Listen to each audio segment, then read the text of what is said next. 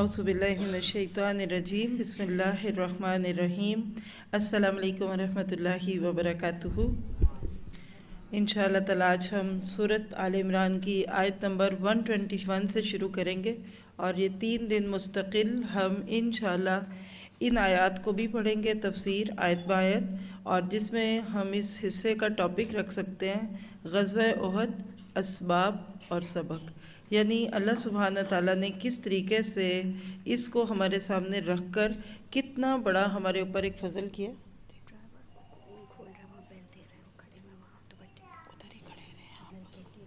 میں ان کو میسج کرتی ہوں۔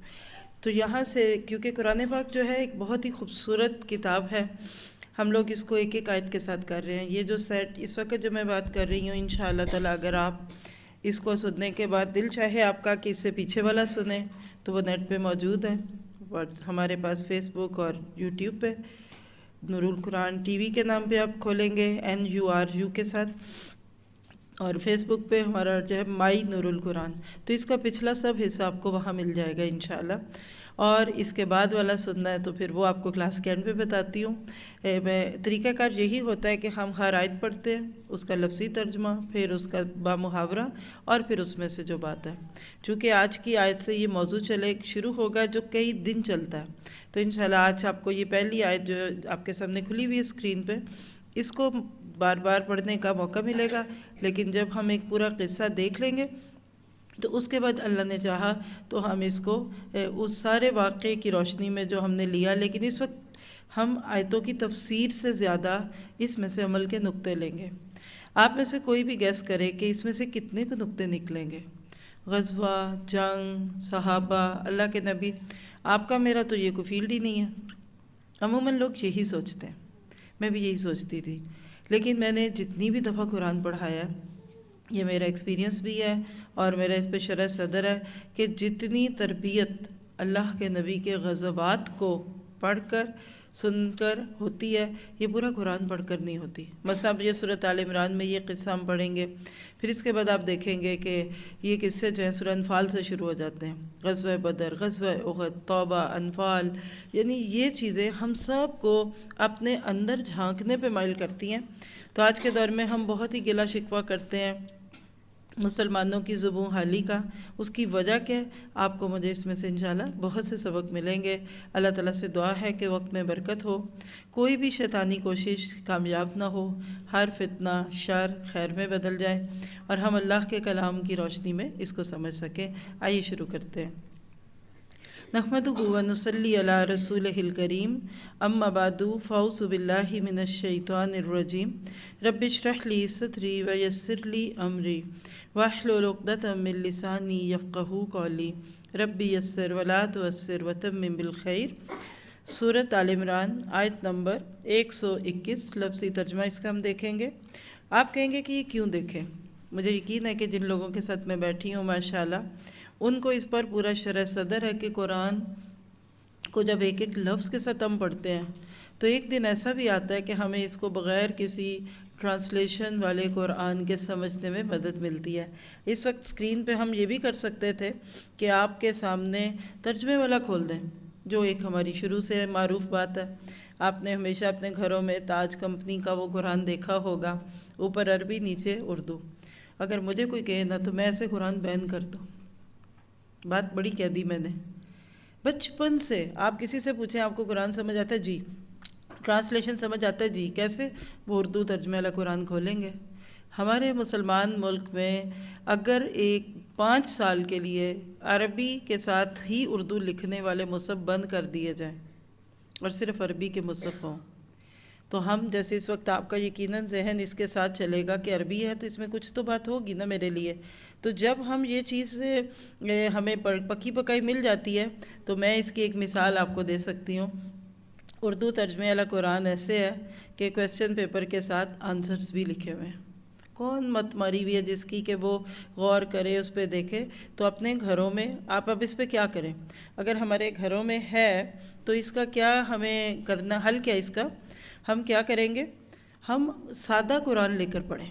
یعنی آپ ترجمہ قرآن اس وقت کھولیں جس وقت آپ کو قرآن سمجھنا ہے، جیسے اس وقت ہم سمجھنے کی کوشش میں ہیں، لیکن عام طور پہ جو قرآن پاک کو پڑھنے کا وقت ہوتا ہے اس وقت آپ بالکل سادہ بغیر تلاوت کے بغیر اردو کے قرآن پاک کھولیں گے جیسے اس وقت کھلا ہوا ہے۔ اب میں آپ کے سامنے پڑھوں گی، آپ خود دیکھیں گے، اور جنہوں نے یہ ایکسپیرینس کیا ہوا ہے ان کے لیے تو یہ بہت ہی خوبصورت تجربہ ہوتا ہے۔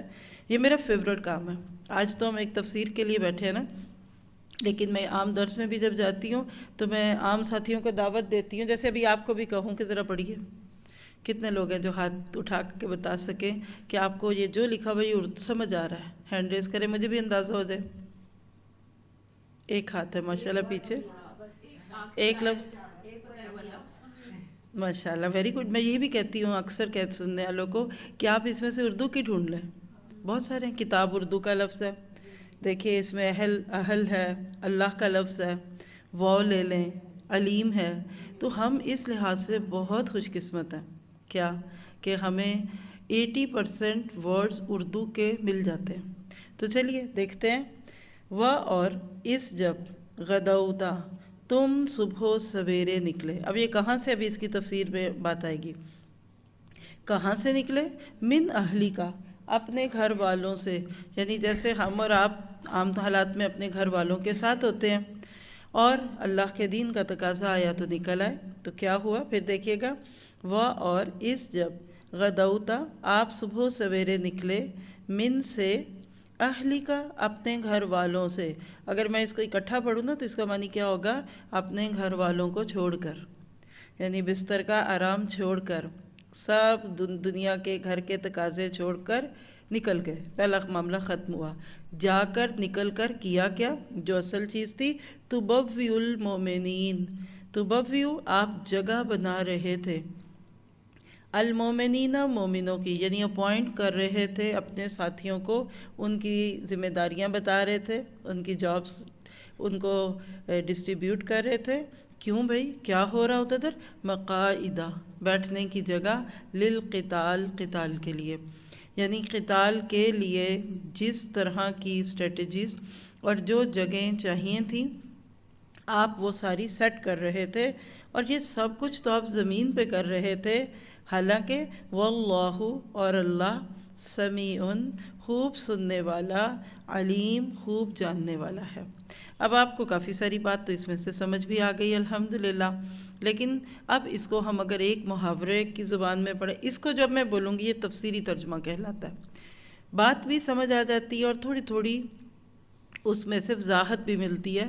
تو کیا ہے؟ وَإِذْ غَدَوْتَ مِنْ أَهْلِكَ تُبَوِّئُ وَإِذْ غَدَوْتَ مِنْ أَهْلِكَ، اس پہ چھوٹا سا کوما لگا لیں، اور اس وقت کو یاد کریں، کیونکہ جب از آ جاتا ہے تو اذکروا ہوتا ہے، ریممبر، تھنک، پونڈر، غور کرو، اور اس وقت کو یاد کرو جب اے پیغمبر آپ صبح سویرے اپنے گھر سے نکلے۔ کر کیا رہے تھے؟ مقاعد للقتال، بٹھا رہے تھے مسلمانوں کو جنگ کے مورچوں میں۔ دوسری بات، اور واللہ سمیع علیم، اور اللہ تعالیٰ سب کچھ سننے اور جاننے والا ہے۔ یہ ہے وہ آیت جس سے ہمارا آج کا یہ سبق شروع ہوگا، اور یہ موضوع کئی دن چلے گا اللہ کے حکم سے، کیونکہ یہ واقعات ایسے ہی ہیں جیسے ورکشاپس۔ آپ اس کا نام لکھ لیجئے، نبی صلی اللہ علیہ وسلم کی جنگیں، اور جو ایک الزام ہے آپ کے اوپر ویسٹ کی طرف سے اٹھتا ہے، پھر ہمارے اپنے ہی ساتھی بولنے لگ جاتے ہیں کہ جی اللہ کے نبی نے اتنی جنگیں کیوں کی، اور اللہ کے نبی نے نعوذ باللہ یہ دین بڑی ہی کہہ لیجئے کہ سختی کے ساتھ پھیلایا، جنگوں کے ساتھ پھیلایا، تو یہ اس کا توڑ ہے۔ قرآن پاک میں جو مختلف چیزیں ہیں ان میں سے ایک چیز سیرت ہے۔ جس کو سیرت نہیں آتی وہ قرآن نہیں سمجھ سکتا۔ قرآن کا ترجمہ پڑھ لینا اور سیرت نہ سمجھنا آؤٹ آف کانٹیکسٹ تفسیر کی طرف لے جائے گا، اور ہمارے کچھ لوگ اپنی ناسمجھی اور بھول پن کی وجہ سے یہ کرتے ہیں۔ آج میں اور آپ یہاں بیٹھے ہیں 14 جنوری 2020، یہ بہت ہی خوبصورت سا کلاس روم، اس وقت یہ آیتیں میں اور آپ یہاں پڑھیں گے، اور اگر آپ میں سے کوئی اللہ کرے ایسی ہوں جو پہلی دفعہ پڑھنے لگی ہیں، ہاتھ کھڑا کر دیں۔ اگر آپ میں کوئی ایسی بہن ہے جنہوں نے کبھی تفسیر کی کلاس اٹینڈ نہیں کی، وہ ہاتھ کھڑا کر لیں۔ کسی طرح کی، چلے دورہ قرآن تو ہم اٹینڈ کرتے ہیں لیکن ترجمے اور تفسیر کے ساتھ، اگر کوئی ایک سسٹر بھی ایسی ہے اس ہال میں تو یاد رکھیے گا آج یہ جگہ، یہ کمرہ اس کے دل کے لیے ایسے ہی ہے جیسے نبی صلی اللہ علیہ وسلم کے لیے غار حرا تھی۔ ایک جملہ بولنے کی اجازت دیجیے۔ اللہ کے نبی صلی اللہ علیہ وسلم پر قرآن غار حرا میں نازل ہوا اور اس کے بعد موقع موقع کے ساتھ چلتا گیا۔ آپ کے میرے دل پر قرآن اس وقت نازل ہوتا ہے جس جگہ بیٹھ کر ہمیں سمجھ آ جاتا ہے۔ ہم اس کی 6000 سے اوپر کی آیات کو جب پڑھتے ہیں تو مختلف حالات کو دیکھتے ہیں۔ اگر آپ اور میں ان آیات کو اس جگہ جہاں یہ نازل ہوئی اس کو سمجھے بغیر پڑھیں گے تو من مانی تفسیریں ہوں گی۔ ایک اصول یاد رکھیے گا، دنیا کی چیزوں میں لیٹسٹ آئی فون 3 نہیں، 4 نہیں، 11 12 کی باتیں ہم گاڑی خریدیں گے آج 2020، آپ میں سے کوئی 1950 کی گاڑی نہیں لے گا۔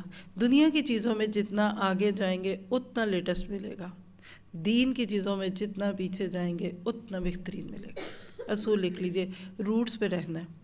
اللہ کے نبی صلی اللہ علیہ وسلم پر جب یہ کلام نازل ہوتا تھا، یہی تو کلام ہے جس نے دوستوں کو دشمن اور دشمنوں کو دوست بنا دیا۔ ہم پیچھے سے سورۃ آل عمران پڑھتے آ رہے ہیں، آیت 121 سے چوتھا خطبہ شروع ہو رہا ہے، یعنی 3 ڈیفرنٹ چیزیں ہم پڑھ چکے۔ یہ غزوہ احد کے بعد نازل ہوا اور اس میں پوری ان آیتوں میں غزوہ احد پر تبصرہ بھی کیا گیا۔ اگر اس سے پیچھے کی آیت سے ربط نہ جوڑا تو مزہ نہیں آئے گا۔ آپ کے سامنے لکھی ہوئی ہے، اگر آپ پیچھے والی آیت کا یہ آخری حصہ پڑھیے، وَإِن تَصْبِرُوا وَتَتَّقُوا لَا يَضُرُّكُمْ كَيْدُهُمْ شَيْئًا، یعنی مشرکین اور اہل کتاب کے ساتھ تعلقات کی باتیں کی گئی تھیں کہ اگر تمہیں کوئی خیر پہنچتی ہے تو یہ بہت ہی ناراض ہو جاتے ہیں، اور اگر تمہیں کوئی تکلیف پہنچتی ہے تو یہ اس کے ساتھ بڑے خوش ہوتے ہیں، لیکن اگر تم صبر کرو اور تقوی اختیار کرو تو تمہیں ان کا ضرر ان کا مکر کچھ بھی ضرر نہیں دے گا، اور اللہ تعالیٰ اس کو جو کچھ وہ کر رہے ہیں جانتا ہے یا محیط ہے۔ اس آیت میں کیا تھا کہ غیر مسلموں کی باتوں پہ آپ نے اوفینسو نہیں ہونا، ریئیکشنری نہیں ہونا، اس پہ کچھ غصہ نہیں کرنا، بلکہ کیا کریں، اپنی اصلاح کریں۔ اور 2 اصلاح کے نقطے ہم نے اس میں بڑی ڈیٹیل سے دیکھے تھے، تصبروا وتتقوا، صبر کیا تھا، don't be reactionary, control your سیلف، کیونکہ سب سے بڑی قوت کون سی ہے؟ غصے پہ قابو پانا۔ شاباش، اس میں نے اس آیت میں بولی تھی، اس لیے میں سوچ رہی ہوں کہ شاید آپ میں سے کسی نے آن لائن سے سنا ہو تو اس کو بتاؤ۔ سب سے بڑی قوت برداشت ہے۔ اگر یہ قوت آپ کے ہاتھ میں ہو تو جھگڑے نہیں ہوں گے، لڑائیاں نہیں ہوں گی، گھر ٹوٹنے سے بچ جائیں گے انشاءاللہ تعالی۔ تو مسلمانوں کو سکھایا گیا کہ صبر کرو، ابھی وقت نہیں آیا، ابھی تم صحیح طرح سے تیار نہیں ہو۔ اور تتقوا میں کیا ہے؟ پہلے صحیح مسلم تو بنو، اپنی نمازوں کی اصلاح تو کرو، اور اسی طرح کی باتیں۔ اب یہاں اس کے بعد پریکٹیکل اگزامپل دی جا رہی ہے۔ ہم کہتے ہیں ہاں ہم کیوں صبر کریں، ہم کیوں تقوی اختیار کریں، کہ ہو سکتا ہے تو اللہ نے صحابہ اور اللہ کے نبی کا صبر اور تقوی جو غزوہ احد میں ہوا اس کی بات کی۔ غزوہ احد ایک لحاظ سے یونیک جنگ ہے۔ نبی صلی اللہ علیہ وسلم کی زندگی میں ہجرت سے لے کر آپ کی وفات تک تقریباً 10 سال تھے۔ صرف پہلا سال یعنی آنے سے لے کے بدر تک تقریباً 1.5 سال کا جو عرصہ تھا، فرسٹ ہجری جو تھی اس میں کوئی جنگ نہیں ہوئی، کیونکہ اس وقت اندر کے بڑے مسائل تھے، مہاجرین کو سیٹ کیا جا رہا تھا، انصار کے ساتھ معاملات تھے، سب کچھ تھے۔ اس کے بعد سے نبی صلی اللہ علیہ وسلم کے دنیا سے جانے تک کوئی 1 سال بھی ایسا نہیں گزرا کہ جس میں جنگ نہ ہو۔ احد کی شان کیوں بلند ہے؟ کیوں بلند ہے؟ کیونکہ یہ واحد جنگ تھی جس میں ایک جھٹکا لگ گیا، بظاہر وقتی طور پہ شکست محسوس ہوئی، حالانکہ وہ شکست نہیں تھی۔ یعنی یہاں اب آپ ایک اصول لکھیے، ہم اس میں سے مورلز اینڈ لیسنز لے رہے ہیں نا، تو ایک پہلا مورل لے لیجئے، قومیں، ملک، نیشنز، آرگنائزیشنز عموماً اپنی فتح کو ہائی لائٹ کرتی ہیں، ہماری یہ achievements, we have done this. ہمارے ان بچوں نے گولڈ میڈل، یا ان بچوں کی تصویریں اسکولوں کے باہر لگاتے ہیں، جنرل بات ہے۔ ہم سیلیبریٹ کرتے ہیں فتح کو، قرآن پاک نے اونلی وار جس میں وقتی طور پہ مسلمانوں کو جھٹکا لگا، جتنی تفصیل سے اس کو بتایا، اتنی ڈیٹیل سے تو فتح مکہ کبھی ذکر نہیں ہے، حالانکہ اس پہ سورۃ فتح موجود ہے پوری۔ کیا پتہ چلا؟ ہم نے اس میں سے کم 101 لیسن لے کے جانے ہیں ان 3-4 دنوں میں انشاءاللہ۔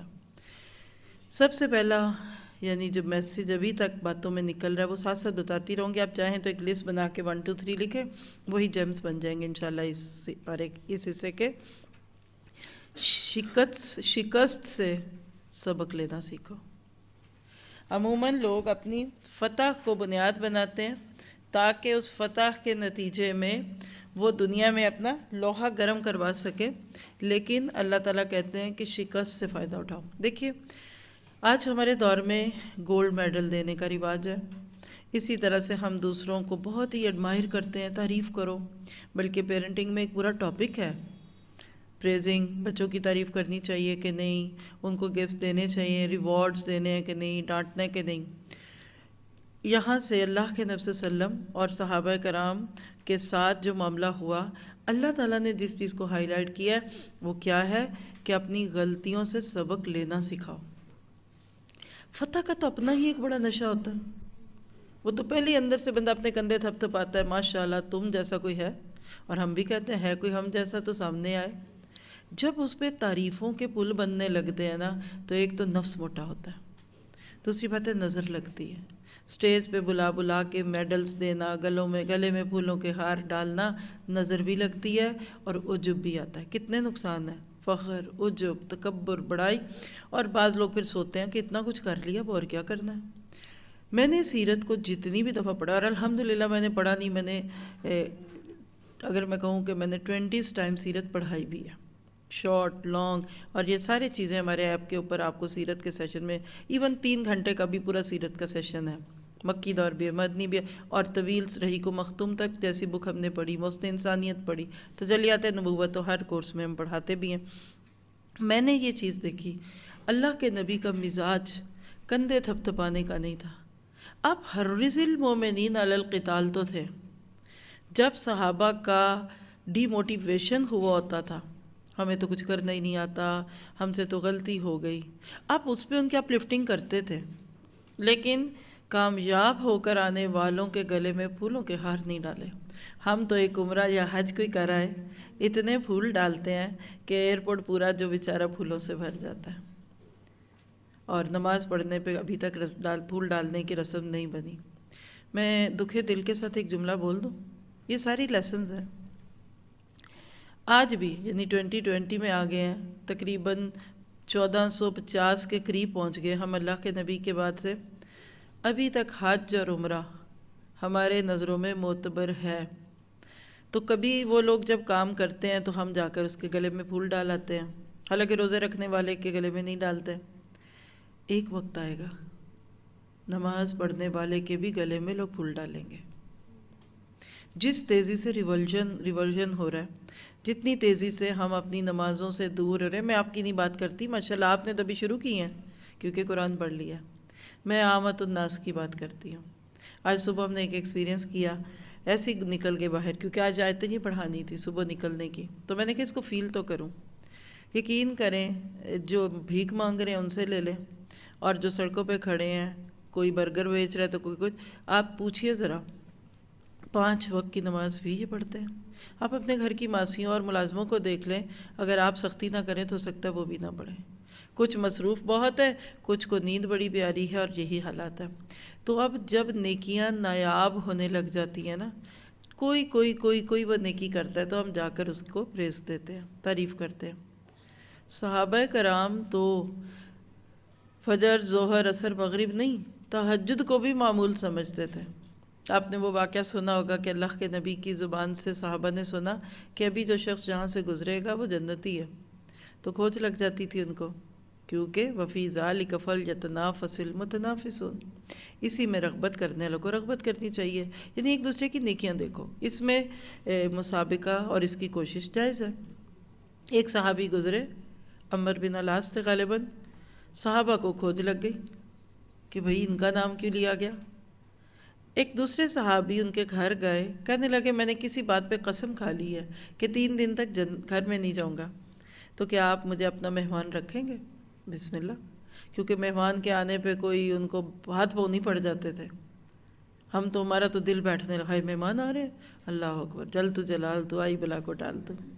حالانکہ مہمان تو محنت نعمت تھا اور برکت تھی، اور وجہ صاف ظاہر ہے کہ ہم نے اہتمام اتنے کرنے ہوتے ہیں کہ ایک مہمان کو بھگتا کر کم از کم 1 ہفتہ تو آرام چاہیے۔ ان کے پاس تکلف کوئی نہیں تھا، کہا جائے 3 دن تک وہ صحابی کے گھر میں رہے۔ اصل میں اندر سے ان کی معمول اور ان کے روٹین دیکھ رہے تھے۔ تیسرے دن جب جانے کا وقت آیا تو کہنے لگے بھائی اب میں آپ کو بتاتا ہوں کہ میں آیا کیوں تھا آپ کے پاس۔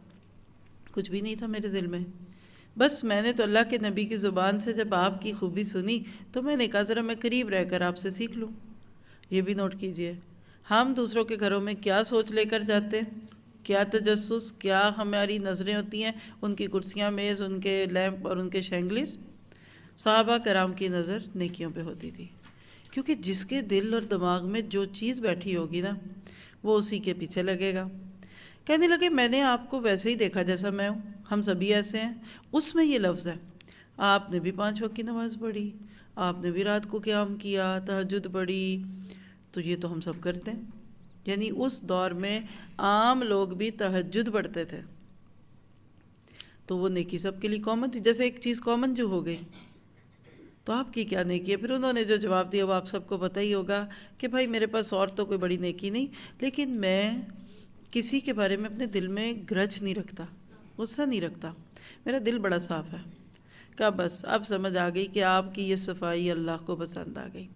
چلیے اس واقعے کو پیچھے رکھیے جی۔ کسی نیک مقصد کے لیے جیسے صحابی گئے تھے تو غلط بیانی کر کے گئے، تو یہ کیا بات صحیح ہے؟ انہوں نے فیلنگز دی۔ دیکھیے جی آپ کا سوال بہت اہم ہے، جیسے میں نے کہا کہ قسم انہوں نے کھا لی ہوگی۔ آپ کو مجھے یہ بات پتہ ہے کہ انہوں نے صحابی سے کہا کہ میں نے قسم کھا لی، تو واقعی انہوں نے کھا لی ہوگی ادھر جانے کے لیے، ٹھیک ہے، کیونکہ صحابہ کے بارے میں ہمارا ایمان ہے، ان کا اپنا ہی قول ہے کہ ہم میں سے کوئی نہ جھوٹ بولتا، اس کو پتہ ہی نہیں کہ جھوٹ ہوتا کیا، بات سمجھ گئے؟ تو حالات پھر ویسے کر لینے چاہیے۔ اور وہ معاشرہ تھا نا اس دور میں تو تھا، اور حکم ہے کہ اگر ایک مسلمان کے جو مسلمان پہ حقوق ہے تو اس میں سے ایک حق یہ بھی ہے کہ اس کی قسم کو برا کرے، اور اسی طرح کی جو باقی 6 حقوق ہیں۔ بات کا خلاصہ کیا نکلا کہ نیکیاں کبھی کبھار نہیں، ہر وقت کرنی ہے۔ پھر اگلی بات دیکھیے کہ اب اس جو غزوہ احد کی طرف رخ پھر رہا ہے، اللہ سبحانہ تعالیٰ نے مسلمانوں کے اندر سے فتح بدر کا جو عجب تھا نا اس کو ذرا سا کم کیا۔ اگر پہلی ہی جنگ، اور آپ سب نے کہیں نہ کہیں غزوہ بدر کا قصہ تو سنا ہی ہوگا نا، آپ کہہ لیجئے کہ ریولیشنری جنگ تھی، ان ایکسپیکٹڈ تھی، بغیر تیاری کے، جیسے کہ آپ کی بیٹی پہلی دفعہ ہی روٹی پکائے اور وہ اتنی پیاری گول پھول بھی جائے اور اس کے نرم بھی ہو، آپ پہلی دفعہ پیزا بنائیں تو وہ بڑا اچھا بن جائے بغیر سیکھے، کیونکہ پہلی جنگ تھی، ٹریننگ نہیں تھی، کچھ بھی تربیت نہیں ہوئی تھی، اور کوئی پہلی دفعہ آئے اور فرسٹ آ جائے، یہ بات تھی۔ تو اللہ تعالیٰ چاہتے تھے کہ ذرا سا اس غبارے میں ہوا کم کر دی جائے، کہ یہی نہ سوچنے لگ جائیں کہ ہمیں تو شکست ہو نہیں سکتی۔ تو اللہ تعالیٰ نے غزوہ بدر کے اثر کو دوسرے رنگ میں ڈالنے کے لیے، دوسری بات یہ ہے کہ احد میں صرف ایک بات نہیں چھوڑ، ابھی میں آپ کو مختصر سا واقعہ سناؤں گی، کیونکہ اگر میں نے پورا ڈیٹیل شروع کر دیا تو آج صرف ہم غزوہ احد کی سٹوری ہی سنیں گے، اگر یہ بھی ہو جائے تو کوئی بری بات نہیں ہے، لیکن یہ چیزیں ہمارے سیکھنے کی ہیں۔ اللہ کے نبی صلی اللہ علیہ وسلم کی صرف ایک بات بھول جانے یا اس کو مس انڈرسٹوڈ کرنے یا پھر اس کو جانتے بوجھتے اگنور کرنے کی سزا تھی کہ جیتی ہوئی جنگ شکست میں بدل گئی۔ اگر غزوہ احد کا فرسٹ پارٹ ہی دیکھ لیں تو مسلمان ور دا ونرز، وہ کامیاب تھے، وہیں بات ختم ہوتی تو یہ دوسری سکسیس تھی مسلمانوں کے نام۔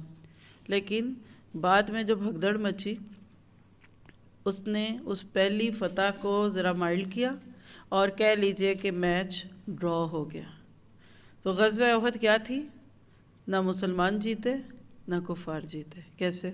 مسلمان جیتے، لیکن ایک نافرمانی، رسول کی صرف ایک بات کو چھوڑنے کی سزا کیا ہوا؟ بھگدڑ بھی ہوئی، اللہ کے نبی صلی اللہ علیہ وسلم کا دانت مبارک شہید ہو گیا، آپ کے ہودھ کی کڑیاں آپ کی اس بون میں لگ گئی، اس چگانگ کے پاس۔ مصعب بن عمیر سمیت 70 صحابہ کرام شہید ہو گئے، یعنی اسلام کی بنیادیں ہل گئیں، نیا نیا کام، نئی نئی عمارت بن رہی تھی، اس کی بنیادیں ڈھیلی ہو گئیں۔ اور اسی طرح جو مسلمانوں کی عزت اور روب کفار کے دل میں آیا تھا بدر کی فتح کے بعد، وہ کم ہو گیا۔ لیکن ڈرا کیسے ہو گئی کہ جب بھگدڑ مچی تو کفار جو مکہ والے ابو سفیان رضی اللہ عنہ کی معیت میں آئے ہوئے تھے، وہ جو فائدے حاصل کر سکتے تھے نا، یعنی وہ مدینہ پہ اوورٹیک کر لیتے، مدینہ کو اوورٹیک کرتے، ہم مدینہ کو قبضہ، کیونکہ جنگ کے اینڈ پہ تو یہی ہوتا ہے نا کہ یہ آپ کو ملے گی چیز یا مجھے ملے گی۔ وہ یہ کیے بغیر بھاگ گئے، اللہ نے ان کے دلوں میں روب ڈال دیا مسلمانوں کا۔ تو کہہ سکتے ہیں کہ شروع میں مسلمان جیتے، اینڈ پہ کفار جیتے، لیکن اللہ نے ان کی سوچ ایسی بدل دی کہ وہ فائدے حاصل کرنے کی بجائے واپس چلے گئے، اور واپس جا کر رستے میں خیال آیا ابو سفیان صاحب کو تو وہ ایک اور جنگ ہے، وہ بھی آگے ہم اسی سورہ آل عمران میں پڑھیں گے انشاءاللہ کچھ آیتوں کے بعد۔ اب میں چاہوں گی کہ تھوڑا سا آپ کو اس کے بارے میں بریف کر دوں کہ آخر اس جنگ میں ہوا کیا تھا اور کیسے تھا، تاکہ ہم دیکھیں کہ اللہ کے نبی کی زندگی کیسی تھی اور آپ نے کس طرح سے کیا۔ تو چند بلٹ پوائنٹس لے لیجئے۔ غزوہ بدر کو گزرے ہوئے تقریباً 1 سال ہوا، اور یہ 1 سال قریش پر ایسے تھا جیسے کوئی انگاروں میں لوٹ رہا ہے۔ ان کے لیے مسلمانوں کے ہاتھوں سے شکست حاصل کرنا ایک المیہ تھا، وہ کبھی بھول نہیں سکتے تھے، وہ تصور نہیں کر سکتے تھے کہ مسلمانوں جیسی کمزور طاقت کے ہاتھوں شکست کھائیں گے۔ اتنا بڑا حادثہ، 70 سردار مارے گئے تھے ان کے، قیدی ہوئے 70۔ تو یہ ایسے ہی ہے کہ جیسے ہر سال فرسٹ آنے والا بچہ فیل ہو جائے، ذہن نہیں قبول کرتا۔ اور مکہ کے لوگ انتہا درجے کے بہادر تھے، جیالے تھے۔ جب ایسے لوگوں کو مسلمانوں کے ہاتھوں شکست ہوئی تو وہ کہتے ہیں نا کہ پٹے بھی تو کن کے ہاتھوں، چلے بڑا بندہ بڑے کے مقابلے میں ہار جائے تو اب کہیں گے کہ بھی برابر کی چوٹ تھی، آج تم جیتے کل ہم جیتے۔ نہیں، ان کے مقابلے میں مسلمانوں سے جیتنا ایسے تھا کہ جیسے ہاتھی چونٹی کے ہاتھوں مارا جائے۔ یہ چیز ان کے اندر دکھ پیدا کر رہی تھی، اور اس پہ انہوں نے مرثیے بھی کہے، مسلمانوں کے خلاف بہت ساری باتیں کی، اور اپنا یہ گرج چھپانے کے لیے سرعام مرثیہ بھی کرنے کی اجازت نہ دی اپنے لوگوں کو، کیونکہ وہ مرثیے کرتے تھے۔ ان کو یہ تھا کہ کئی مسلمانوں کو خوشی نہ ہو اس بات پہ کہ ہم نے یہ سب کچھ کیا۔ لیکن وقت کے ساتھ ساتھ ان کے اندر انتقام کی قوت بڑھی، ایک بات۔ دوسری بات کیا ہوئی کہ غزوہ بدر کا جو سامان رسد جو ابو سفیان کے ساتھ تھی، وہ چلی گئی واپس۔ بلکہ بیچ میں نے ابو سفیان کا بول دیا، تو اللہ کے نبی صلی اللہ علیہ وسلم اور صحابہ کا جو معاملہ پڑا تھا وہ ابو جہل کے گروہ سے پڑا تھا۔ ابو سفیان صاحب تو وہ تجارتی قافلہ بچا کر لے گئے، وہ سارے کا سارا سامان انہوں نے ڈیووٹ کر دیا، ڈونیٹ کر دیا کہ ہم اس سے اب ہتھیار خریدیں گے، اور اپنے بدر کے قیدیوں اور بدر کے جو ہمارے مقتولین تھے ان کو ہم فائدہ دیں گے۔ تو بہرحال کیا ہوا، پورا 1 سال تیاری کی، پورا سال ان کے شاعروں نے رغبت دلانے کے لیے، تحریض کے لیے اشعار پڑھے، پرووک کیا، جیسے قومی نغمے نہیں ہوتے، لوگوں کو فیل کرایا کہ ہم نے یہ کرنا ہے وہ کرنا ہے۔ اور پھر شوال کے مہینے میں 3 ہجری میں 3000 کا لشکر لے کر مدینہ کی طرف چلے، ساتھ عورتوں کو بھی لے لیا۔ وہ گانے گاتی، ترانے پڑھتی، اور ابو سفیان کی بیوی ہند یا ہندا کہہ لیجئے، یہ عورتوں کی لیڈر بنی، اور مکہ سے مدینہ کی طرف ان کا رخ تھا۔ نبی صلی اللہ علیہ وسلم ایک بیدار مغز لیڈر تھے۔ آپ نے حضرت عباس رضی اللہ عنہ کے ذریعے سے یہ ساری خبریں حاصل کر لیں، کیونکہ عقل مند لیڈر وہ ہوتا ہے جس کی نظر چاروں طرف ہوتی ہے، وہ دیکھتا سامنے اور محسوس پیچھے کو بھی کرتے ہیں۔ حضرت عباس نے جب دیکھا کہ یہ قافلہ نکلا ہے، 500 کلومیٹر کا مسافر ہے، قافلہ تو آرام سے آ رہا تھا نا، حضرت عباس 3 دن میں 500 کلومیٹر اونٹوں اور گھوڑوں کے ذریعے کہہ لیں حاصل کیے، اور اللہ کے نبی صلی اللہ علیہ وسلم کو آ کے خبر دے دی۔ کہ قریش مکہ نکل پڑا۔ سبحان اللہ، کیا وہ ان کی سوچ تھی اور جو بھی حالات تھے۔ اللہ کے نبی نے فوراً مشورہ طلب کیا۔ لکھیے عمل کی باتیں۔ پہلی بات ہے کہ اگر آپ کو اللہ نے کسی بھی جگہ لیڈرشپ دی ہے، آپ کسی انسٹیٹیوٹ کو رن کر رہے ہیں، آپ کسی آرگنائزیشن کے لیڈر ہیں، آپ کسی بھی جگہ نومینیٹڈ لیڈر ہیں، مثلا آپ ایک کورس کروا رہے ہیں تو آپ کورس کے لیڈر ہیں، گروپ لیڈر ہیں۔ حالانکہ لیڈر کا لفظ ہم اپنے پلیٹ فارم پہ یوز نہیں کرتے، پہلے کرتے تھے، لیکن اس سے بھی ذہنوں میں ہوا بھرتی ہے۔ لیڈر ہیں تو پھر ہماری مرضی بھی ہوگی، تو اب ہم گروپ ایڈمن کہتے ہیں۔ لیکن عمل کی بات لکھ لیجئے کہ حالات حاضرہ سے آگاہ رہنا اچھی بات ہے۔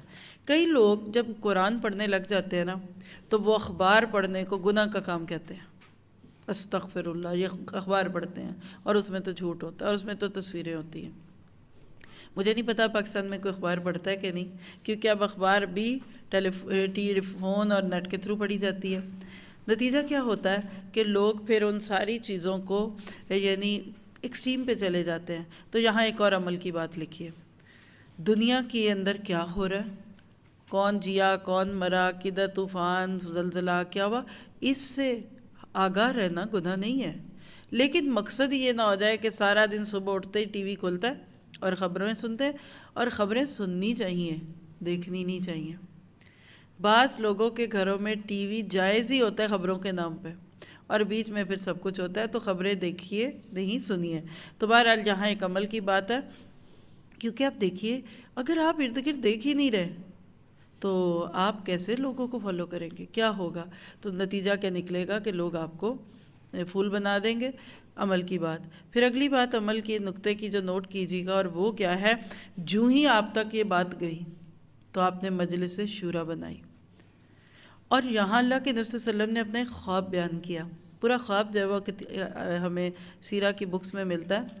آپ نے کہا کہ مجھے اللہ نے خواب میں کوئی اچھی بھی چیز دکھائی ہے اور بری بھی چیز دکھائی ہے، اور کچھ گائیں یعنی کاز جو ہوتی ہیں، گائے ذبح کی جا رہی ہیں، اور میں نے دیکھا کہ میری تلوار کے سرے پر کچھ شکستگی ہے، ٹوٹ گئی، یعنی آپ نے اپنی تلوار کے کچھ دندانے ٹوٹے ہوئے دیکھے، اور کہتے ہیں کہ میں نے دیکھا کہ میں نے اپنا ہاتھ ایک محفوظ زرہ میں ڈالا، یعنی کوئی ایک زرہ تو آپ سمجھتے ہیں نا، سیکیورٹی کا حال ہے۔ اللہ کے نبی صلی اللہ علیہ وسلم نے اس خواب کی وہاں بیٹھ کر پہلے تو تعبیر بتائی کہ میرے کچھ صحابہ قتل کیے جائیں گے۔ تلوار کے ٹوٹنے سے آپ نے تشبیہ لی کہ میرے خاندان کا کوئی آدمی شہید ہوگا، اور محفوظ زرہ کی یہ تعبیر بتائی کہ اس سے مراد شہر مدینہ، یعنی اس کو کچھ نہیں ہوگا، اللہ تعالیٰ بچا لے گا۔ عمل کا نقطہ لکھیے، مشورے کی اہمیت۔ یہ ساری باتیں آیتوں میں آنے والی ہیں، آپ فوراً سمجھ جائیں گے، کیونکہ ہم پہلے سے یہ سب کر رہے ہیں، تو انشاءاللہ پھر قرآن کو ہم لفظوں کے ساتھ ہی زیادہ دیکھیں گے۔ اللہ کے نبی نے مشورہ مانگا، کیوں بھائی؟ نبی تھے، وحی آتی تھی، ہمیں کیا ضرورت ہے آپ جیسے لوگوں سے پوچھنے کی، ہمارے تو جی بڑے اونچے رابطے ہیں، ہم تو پہنچے ہوئے، یہ ٹون نہیں تھی۔ مشورے کی اہمیت یاد رکھیے کہ ٹیم کے بننے اور ٹیم کے نہ بننے میں ایک بہت بنیادی نقطہ یہ ہے، کچھ لوگ جس کو اردو میں ہم بڑے غلط لفظ بولتے ہیں، ہر فن مولا، انگلش میں کیا کہتے ہیں، ون مین شو۔ یاد رکھیے جو بندہ ہر کام خود کرے گا یا اپنے ساتھ دوسرے لوگوں کو شامل نہیں کرے گا، وہ کبھی ٹیم نہیں بنا سکتا۔ اللہ نے مجھے دنیا میں کہاں کہاں نہیں گھومنے کا موقع دیا، خیر والے لوگ، علم والے لوگ، جذبوں والے، تقووں والے ان گنت لوگ ہیں اس دنیا میں، لیکن بہت تھوڑے لوگ آگے بڑھ کر کامیاب طریقے سے کام کر پا رہے ہیں۔ ایفرٹس بہت کر رہے ہیں، ایفرٹس کے ریزلٹس کم نکل رہے ہیں۔ اس کی ایک بہت بڑی وجہ، ان کو قرآن پڑھنا آتا ہے، قرآن پڑھانا بھی آتا ہے، زبان بھی بڑی اچھی ہے، طریقہ بھی بہت اچھا ہے، پر ان کو ٹیم بلڈنگ نہیں آتی۔ دروازہ بھی خود ہی کھولیں گے، بریک میں کچھ سنیکس ہیں تو وہ بھی خود ہی بنائیں گے، اور ٹیکنیکل پہ بھی وہ خود ہیں، اور سب کسی کو دینا ہی نہیں کوئی اختیار کہ میں سب کہیں کہ باجی کتنا کام کرتی ہیں، ہائے باجی بہت ہی کام کرتی ہیں۔ تو نتیجہ کیا، باجی گئیں عمرے پہ، کلاس بند، باجی بیمار ہو گئیں، کلاس ختم، تو ایک عمل کا نقطہ لکھیے. آج بھی خاص طور پہ اس چیز کی بہت اہمیت ہے. ون مین شو نہیں کرنا، ورنہ آپ تنہا رہ جائیں گے. مثلاً آپ ہیں، بہت کام ہو رہا ہے، میں مانتی ہوں جب آپ خود اپنے ہاتھ میں سارے کام رکھتے ہیں ایکسیلنٹ کام ہوتے ہیں. آج سے پیچھے 20 سال پلٹ کے دیکھوں، سارے کام خود کرنے پڑتے تھے. ہے ہی کوئی نہیں تھا، پردیس میں چلے گئے اور وہاں کوئی نہ ٹیم، تو ٹیم کا تو بچہ بھی نہیں تھا، ٹیم بھی نہیں تھی، پوری ٹیم کہاں ہونی تھی. ہر کام خود کیا، لیکن آہستہ آہستہ چیزوں کو پھر ڈیلیگیٹ کیا. لوگ ملتے گئے، تنہا چلے تھے قافلہ، لوگ ملتے گئے اور قافلہ بنتا گیا. نقصان کیا ہوگا؟ یہاں آپ سب ماشاءاللہ مجھے بتایا بھی گیا اور اندازہ بھی ہے کہ آپ سب کہیں نہ کہیں دین کا کام کر رہے ہیں، تو مجھے آپ سارے اپنے لگ رہے ہیں. اس وجہ سے آپ کو سامنے رکھتے ہوئے خاص طور پہ جو ہماری کلاس اس وقت ہو رہی ہے نا، آپ سب کو بتاؤں، اس وقت یہ ہمارے اوسلو کی اسٹوڈنٹس کے لیے ہو رہی ہے، وہ بھی آپ کے ساتھ اس میں شامل ہے. میں آپ کو نہیں دیکھ رہی، میں تصور میں ان کو بھی دیکھ رہی ہوں. چونکہ میں اپنے ٹریول میں ہوں تو میں نے اپنی کمٹمنٹ نہیں چھوڑی، جہاں جس حد تک میں نبھا سکوں. تو یہ ہماری اوسلو کے لائیو کلاس کے اسٹوڈنٹس کے لیے یہ ساری باتیں ہیں کہ جب آپ کاموں کو مشورے کے ساتھ کرتے ہیں، لوگوں کو اپنے نیکیوں میں شامل کرتے ہیں، تو ہوتا کیا؟ آپ کے سامنے کم کام ہوگا، آپ کے منظر سے ہٹتے ہی زیادہ کام ہوگا. اللہ کے نبی صلی اللہ علیہ وسلم کے کارناموں میں ایک کارنامہ، وہ بھی اس میں سے عمل کا نقطہ لکھے. آپ نے صحابہ کی ٹریننگ کر دی. تزکیہ، یہ اوپر آپ کے پاس لکھا ہوا ہے، تصبروا و تتقوا. جو اللہ کے نبی نے صحابہ کی تربیت کی، ہم واقعہ سن چکے انہی آیتوں میں کہ مرثد نے آدھی رات میں بھی اللہ کا قانون نہیں توڑا. ماعز سے قتل زنا تک ہو گیا تو واپس نبی کے پاس ہے. یعنی اچھا استاد وہ نہیں ہوتا جو اچھا پڑھائے. استاد کون ہوتا ہے؟ جو لوگوں کا ٹیلنٹ ابھارے. یس میرا بچہ، یو کین ڈو اٹ، تو میرے سے بھی اچھا کر سکتے ہو. استاد علم کی رغبت دیتا ہے. کتاب سے علم ملتا ہے، استاد سے نہیں ملتا. استاد کی 2 پہچانیں لکھ لیں. استاد اس کو کہتے ہیں جس کے سامنے اپنا علم تھوڑا لگے. وقت کا استاد بھی اس کے سامنے بیٹھا ہو تو وہ کہ یہ بات تو میں نے بھی نہیں کبھی سوچی. اور دوسری بات، استاد وہ ہوتا ہے جو آپ کی علم کی بھوک بڑھاتا ہے. ہم لوگ جب بہت عرصہ کھاتے نہیں ہیں نا تو بھوک مٹ جاتی ہے، پھر لگتی نہیں ہے. کھائیں تو پھر پیٹ میں درد ہوتا ہے. آج امت کی اکثریت کی علم کی بھوک مٹی ہوئی ہے، معذرت کے ساتھ. وہ کہتا نہیں بس بس بس بس پیٹ میں اور جگہ نہیں ہے، لے جو لیا، کر جو لیا. ہم نے وہ فلاں کورس کر لیا تھا اور اس کے بعد ہم نے وہ ایک اور کورس بھی کر لیا تھا. یاد رکھیے کہ دا بیسٹ ٹیچر وہ ہے جو دوسروں کو پڑھانے سے پہلے خود پڑھتا ہے. استاد اگر نہ پڑھے تو ہزاروں کا نقصان ہے، شاگرد نہیں پڑھتا تو اس کا اپنا نقصان ہے. تو یہ عمل کا نقطہ بھی اس میں سے آپ کو ملا، مجھے ملا. خیر واپس آئیے، اللہ کے نبی نے مشورہ مانگا. اب اس میں بھی آپ ہی دیکھیے گا آپ کو کیا کچھ ملنے والا ہے. آپ نے صحابہ کو اپنا ماسٹر پلان دیا کہ ہم کس طریقے سے آنے والے لشکر کا مقابلہ کریں. 2 رائے تھی. نمبر 1، ہم مکہ مدینہ میں ہی شہروں میں رہیں، اپنے گھروں میں، آنے والوں کو آنے دیا جائے. چونکہ ہمارے گھر ہیں، ہمارے پاس ریسورسز ہوں گے. لیکن اپنے گھر میں تو بلی بھی شیر ہوتی ہے، بہت فرق پڑتا ہے. ہم شہر میں ہی رہتے ہیں اور آنے والوں کے ساتھ بیٹھ کے بات کرتے ہیں. دوسری رائے کہ نہیں، جب وہ دشمن شہر میں آئے گا تو گھمسان ہوگا، دو بدو جنگ ہوگی جس میں بچے عورتیں خام خواہ پریشان ہوں گے. تو پھر ہم یہ کرتے ہیں کہ مکہ مدینہ سے ذرا باہر نکلتے ہیں تو صرف ان کا پھر رستہ روکتے ہیں، تو پھر صرف مردوں سے جنگ ہوگی. اب یہ 2 رائے تھی، ذرا سا اس پہ غور کیجئے گا. میں آپ سے ہی پوچھتی ہوں اور آپ خود سے پوچھ کے لکھیے، آپ کی اس وقت کیا رائے ہوتی اگر آپ اللہ کے نبی کی اس شورا کمیٹی میں ہوتے؟ آپ کی عقل کیا کہتی ہے؟ جی آپ باہر جانا. آپ کیا کہتی ہیں؟ چلے آسان کرتے ہیں. کتنے لوگ کہتے ہیں کہ باہر جانے کا فیصلہ ٹھیک تھا، اور کتنے کہتے ہیں کہ نہیں اپنے ہی گھر میں رہنا چاہیے تھا؟ آپ کہتی ہیں ٹھیک ہے الحمدللہ. مزے کی بات دیکھیے، یعنی میں تو اس کو اتنا انجوائے کری، پتہ نہیں آپ بور ہو رہے ہیں کہ نہیں. کیونکہ اب مجھے ایسے لگ گیا کہ میں سیرت پڑھانے لگ گئی ہوں، اور یہ اکثر قرآن پڑھاتے ہوئے لگتا ہے. اللہ کے نبی صلی اللہ علیہ وسلم کی اس شورا میں عبداللہ بن ابی سے لے کر جو دل میں بغض رکھے ہوئے تھا، اس کا بھی 2-4 جملوں میں تعارف کرا دوں. دل میں بغض تھا. مدینہ کے لوگ لڑ لڑ کے مر چکے تھے، جنگ بواس 200 سال تک جاری رہی، نسلوں کی نسلیں کٹی، ابھی انتقام ختم نہیں ہوا۔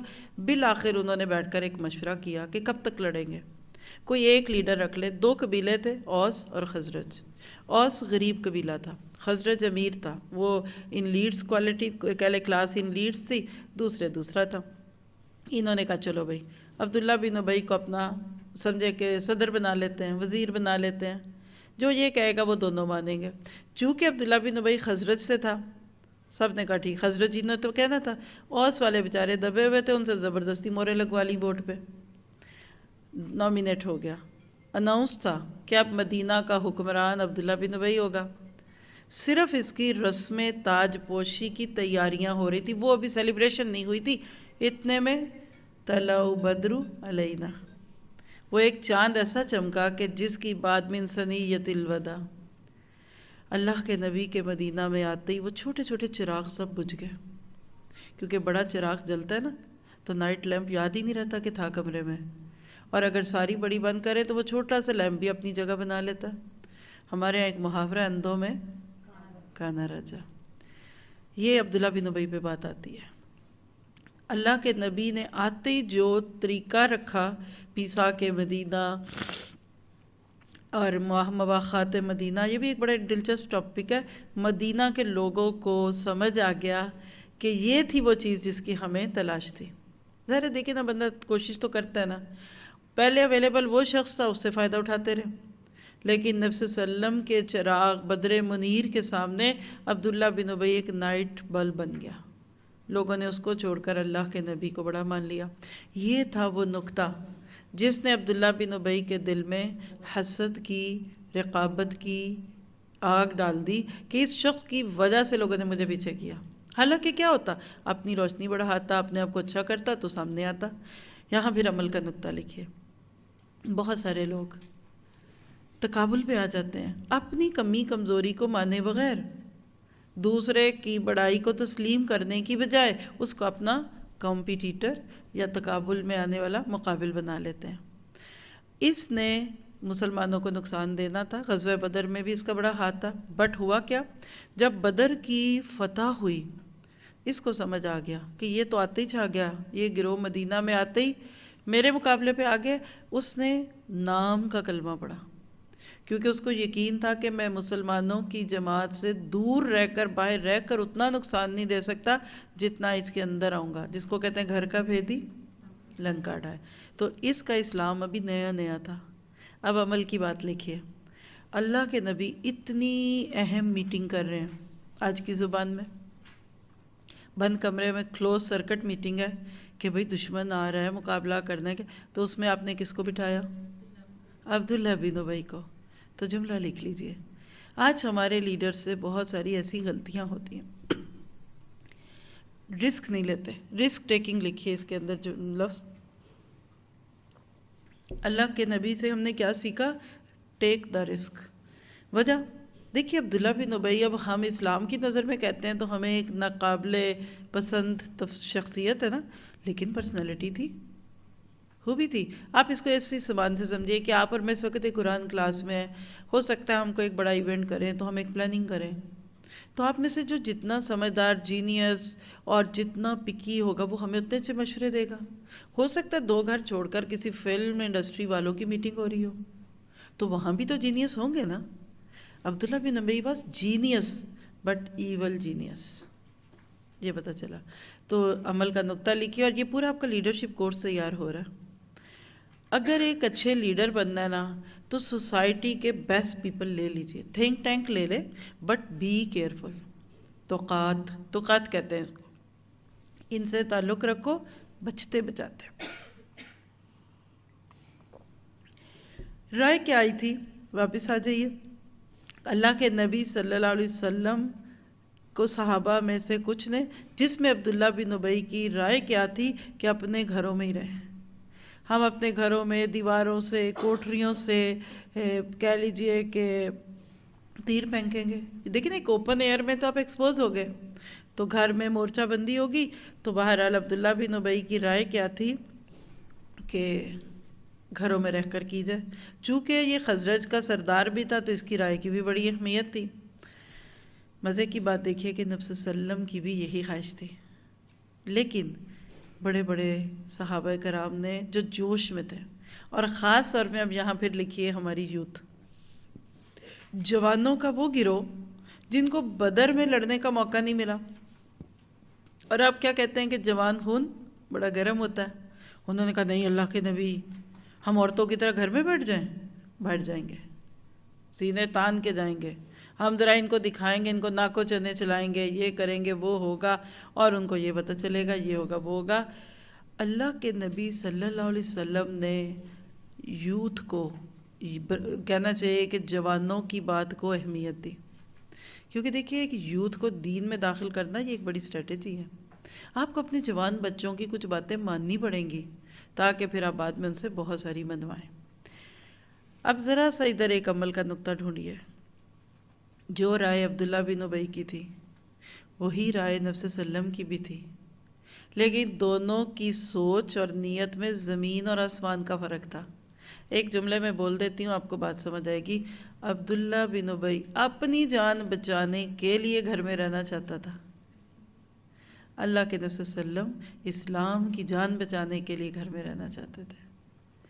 بزدلی جو ہوتی ہے نا وہ دکھتی ہے، کیونکہ کھلے میدان میں سب کو دکھے گا بھی عبداللہ بن ابی کیا کر رہا ہے، اور اگر شہر میں ہے تو اپنے اپنے گھروں میں کوئی کیا کر رہا ہے۔ یہ بالکل مجھے وہی مثال لگی ہے کہ ایک موقع ایسا آیا تھا ہمارے ملک میں، صلاۃ کمیٹیاں بنائی گئی، اداروں میں، بینکوں میں نمازوں کے وقت پہ چھٹی دی جاتی تھی کہ سب نماز پڑھیں، تو کچھ جن کو نہیں پڑھنے کی عادت تھی وہ واش روم میں گھس جاتے تھے۔ یہ بات ہے۔ تو رائے کا یہاں پھر نقطہ لکھیے، ہو سکتا ہے میٹنگ میں سیم بات دو مختلف لوگ کہہ رہے ہوں، لیکن اندر سے کس کی کیا نیت ہے یہ آپ کو نہیں پتا۔ تو بہرحال یہ کنورسیشن ہوتی گئی، اور یہ سب کچھ کرتے کراتے اللہ کے نبی نے یہ بات مان لی کہ ہم باہر جا کے لڑیں گے۔ حکمت تھی، اللہ تعالیٰ نے اس میں سے بہت کچھ کرنا تھا، کرانا تھا، اور یوتھ کی کہہ لیجئے کہ جو لیڈ ہو رہی تھی وہ حضرت حمزہ کے ہاتھ میں تھی۔ حمزہ جوان تھے، نبی صلی اللہ علیہ وسلم کے دودھ شریک بھائی بھی تھے، دوست بھی تھے، چچا بھی تھے، اور ایک ہی عورت کا دودھ بھی دونوں نے پیا تھا۔ ان کو بدر میں شرکت کا موقع نہیں ملا تھا۔ کہنے لگے، اللہ کے نبی صلی اللہ علیہ وسلم کے پاس آئے، کہنے لگے اس ذات کی قسم جس نے آپ پر کتاب نازل کی ہے، میں کوئی کھانا نہیں چکھوں گا، I will not eat، جس کو آپ کی آج کی زبان میں کیا کہیں گے، ہنگر سٹرائک، بھوک ہڑتال، میں کوئی غذا نہیں چکھوں گا جب تک کہ مدینہ سے باہر جا کر اپنی تلوار کے ساتھ دو دو ہاتھ نہ کر لوں۔ جوش تھا نا؟ اچھا یہ جوش بھی بڑا قیمتی ہے۔ آج ہم میں سے اکثر بڑوں میں جوش نہیں رہا، ہم ٹھنڈے ہیں۔ یقین کریں جتنی اس وقت اسلام کے دفاع کی ضرورت تھی نا احد کے موقع پہ، کتنا کو لشکر آیا ابھی میں نے آپ کو بتایا، 3000، اور مدینہ میں مسلمان اس وقت کتنے کو ہوں گے، 1000 2000 سے ارد گرد۔ جتنا اس وقت اس چھوٹے سے گروہ کی حفاظت کی ضرورت تھی نا، آج اس سے کئی ہزار گنا زیادہ ضرورت ہے۔ وہ 3000 آئے تھے اسلام کو ختم کرنے، آج 3 ارب ہوں گے۔ پوری دنیا کی گولیوں کا رخ تو اسلام پہ، ہر نشانہ، ہر گولی، وہ کہتے ہیں نا کہ رحمتیں ہیں تیری اغیار کے کاشانوں پہ، برق گرتی ہے بیچارے مسلمانوں پہ۔ جو جوش اس وقت تھا یوتھ میں، آج کے یوتھ میں بھی یہ جوش آنے کی ضرورت ہے، لیکن آج ہم مصروف بہت ہیں۔ قصہ مختصر، اللہ کے نبی نے کثرت رائے کی بنیاد پر بات مانی، خود زرہ پہن کر گھر سے نکلے۔ یہ جو وَإِذْ غَدَوْتَ مِنْ أَهْلِكَ ہے نا، یہ اس کی بات ہے، وَإِذْ غَدَوْتَ مِنْ أَهْلِكَ۔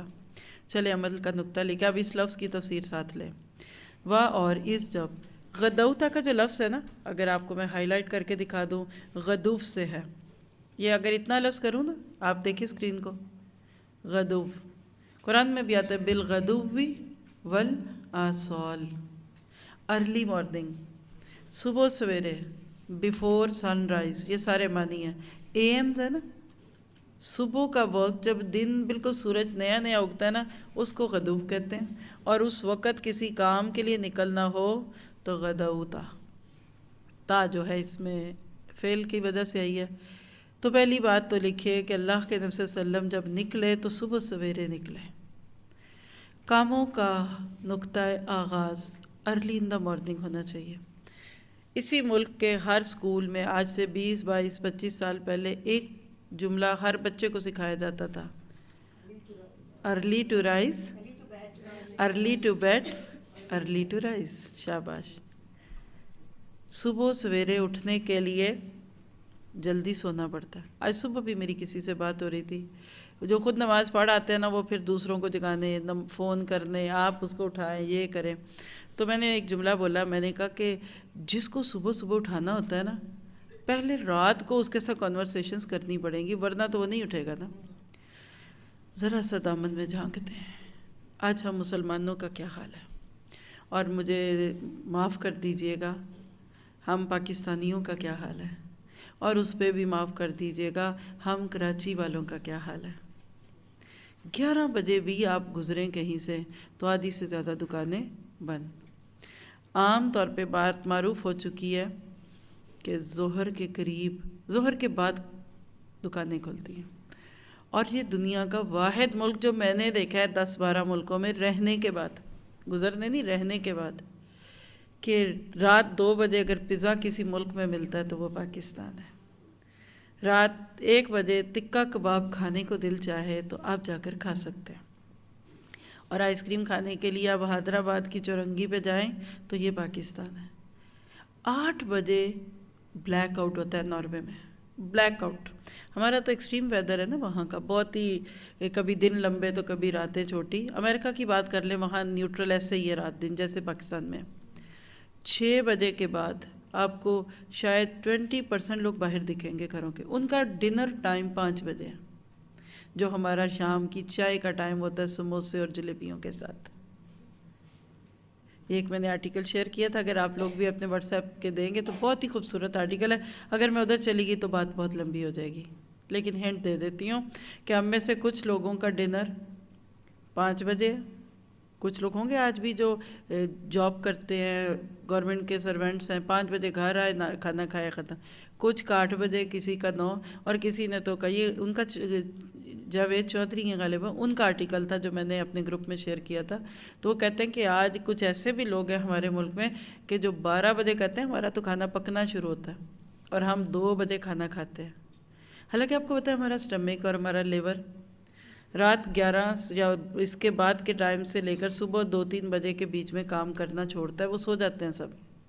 اور اس وقت کا کھانا بد ہضمی اور موٹاپا ہے. بیماریاں دیکھ لیجئے. تو آپ اسے ایک لفظ پہ غور کیجئے. آج بھی اگر آپ نے دشمنوں کے مقابلے میں جیتنا ہے تو پہلے اپنے سونے اور جاگنے کو ٹھیک کرنا پڑے گا. پہلی بات ارلی ان دا مارننگ. دیکھیے اللہ کے نبی کس لیے نکلے تھے؟ دوسرا نقطہ اب اسی لفظ کے اوپر جو آپ کے لیے عمل کا، میرے لیے بھی. اللہ کے نبی صلی اللہ علیہ وسلم نکلے تھے دین کے دفاع کے لیے. ٹھیک ہے، ہم اپنے دفاع کے لیے بھی اس وقت نہیں نکلیں گے.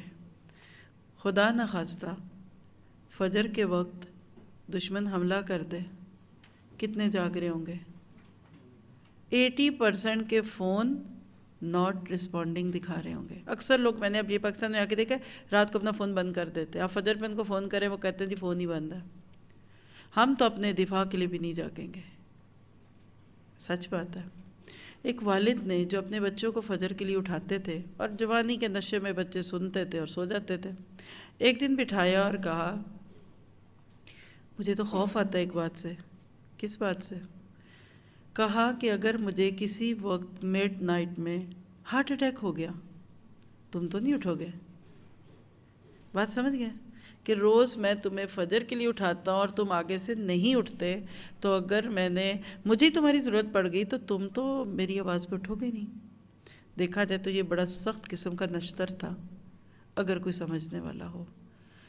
آپ پاکستان کو دنیا کی بہترین قوت بنانا چاہتے ہیں، آپ کی لوڈ شیڈنگ کا مسئلہ ختم ہو جائے، آپ ریسورسز کو بیسٹ یوز کیجیے. سورج کے ساتھ جاگیے، سورج کے ساتھ سونے کی عادت ڈال دیں، آپ کی بجلی کا بل آدھا ہو جائے گا. اور اللہ کے نبی صلی اللہ علیہ وسلم نے فرمایا کہ میری امت کے لیے صبح میں برکت ہے. صبح بھی ایک جملہ میں نے بولا بھی اور سنا بھی. کوئی بردرز جیسے ہوتے ہیں ان کو نماز کے لیے کہ اٹھا رہے تھے تو وہ سو رہے تھے یا جو بھی ہوا، تو میں نے کہا کہ آپ نے جس کام کے لیے صبح اٹھ کے، یعنی آپ نے جو کام کے لیے، وہ بہت مطلب 9 بجے جا کر سمجھے رات 10 بجے گھر آنے والے لوگوں میں تھے، نتیجہ کیا نکلتا ہے؟ میں نے کہا کہ جو کوشش آپ نے 9 سے شروع کر کے رات 10 بجے تک کرنی ہے نا، اس کا نتیجہ یہ اس 1 گھنٹے میں ہے جو فجر اور اس کے ارد گرد کا ہے۔ کیا پتہ چلا؟ اپنی صبح کو زندہ کیجیے، اور آپ اس کے لیے کمپین چلائیں۔ بلیو می، دنیا کی بھی کامیاب اور ترقی یافتہ قومیں صبح کو اٹھتی ہیں۔ ابھی جیسے میں نے ذکر کیا، الحمدللہ مسجد میں جا کر نماز پڑھنے کے آتی ہیں۔ جس وقت برف میں اور کہہ لیجئے کہ مڈ نائٹ جس وقت ہوتی ہے، یہ نماز کے لیے نکلتے ہیں، تو ہمارے نارویجین ہمسایوں کی بھی لائٹیں کھل رہی ہوتی ہیں، ان کی بھی گاڑیوں کو وہ ہیٹ اپ کر رہے ہوتے ہیں، اور وہ اپنی کاموں پہ نکلتے ہیں، یہ نماز کے لیے نکلتے ہیں۔ وہ کامیاب کیوں ہیں؟ اس لیے کہ وہ کافر ہیں۔ ہم کہتے ہیں گورے اس لیے کامیاب ہیں، ہاں وہ کپڑے جو تھوڑے پہنتے ہیں، وہ ٹانگیں جو ننگی کرتے ہیں، ان کو قرآن جو نہیں پڑھنا پڑتا۔ ہم ہر ناکامی دین کے نام پہ سوتیلے بچے کی طرح ڈال کے کہتے ہیں ہم اس لیے ناکام ہے کہ ہم مسلمان ہیں، اور دین سیکھو، پھر دیکھو تمہاری کے اوپر کتنی مشکلیں آتی ہیں۔ حالانکہ ویسٹرن پیپل اگر دنیاوی لحاظ سے کامیاب ہیں تو وہ ایگزیکٹلی ہمارے نبی کے بتائے ہوئے طریقوں پہ چل رہے ہیں۔ 5-6 بجے کے بعد کھانے کا کوئی تصور ہی نہیں ہے، ہم آدھی رات تک کھاتے رہتے ہیں، پھر خوب گہری نیند آتی ہے۔ تو بلیو می، اگر اس جنریشن کو ہم نے اس پہ نہ تیار کیا، اگلی نسلوں میں تو فجر کی نماز وہی ہوگی جس نے فجر پڑھی اس کے گلے میں پھولوں کا ہاتھ ڈال دو، کیا جس نے فجر پڑھی تھی۔ کسی نے کہا کہ کسی ولی اللہ کو ڈھونڈنا کدھر ہے؟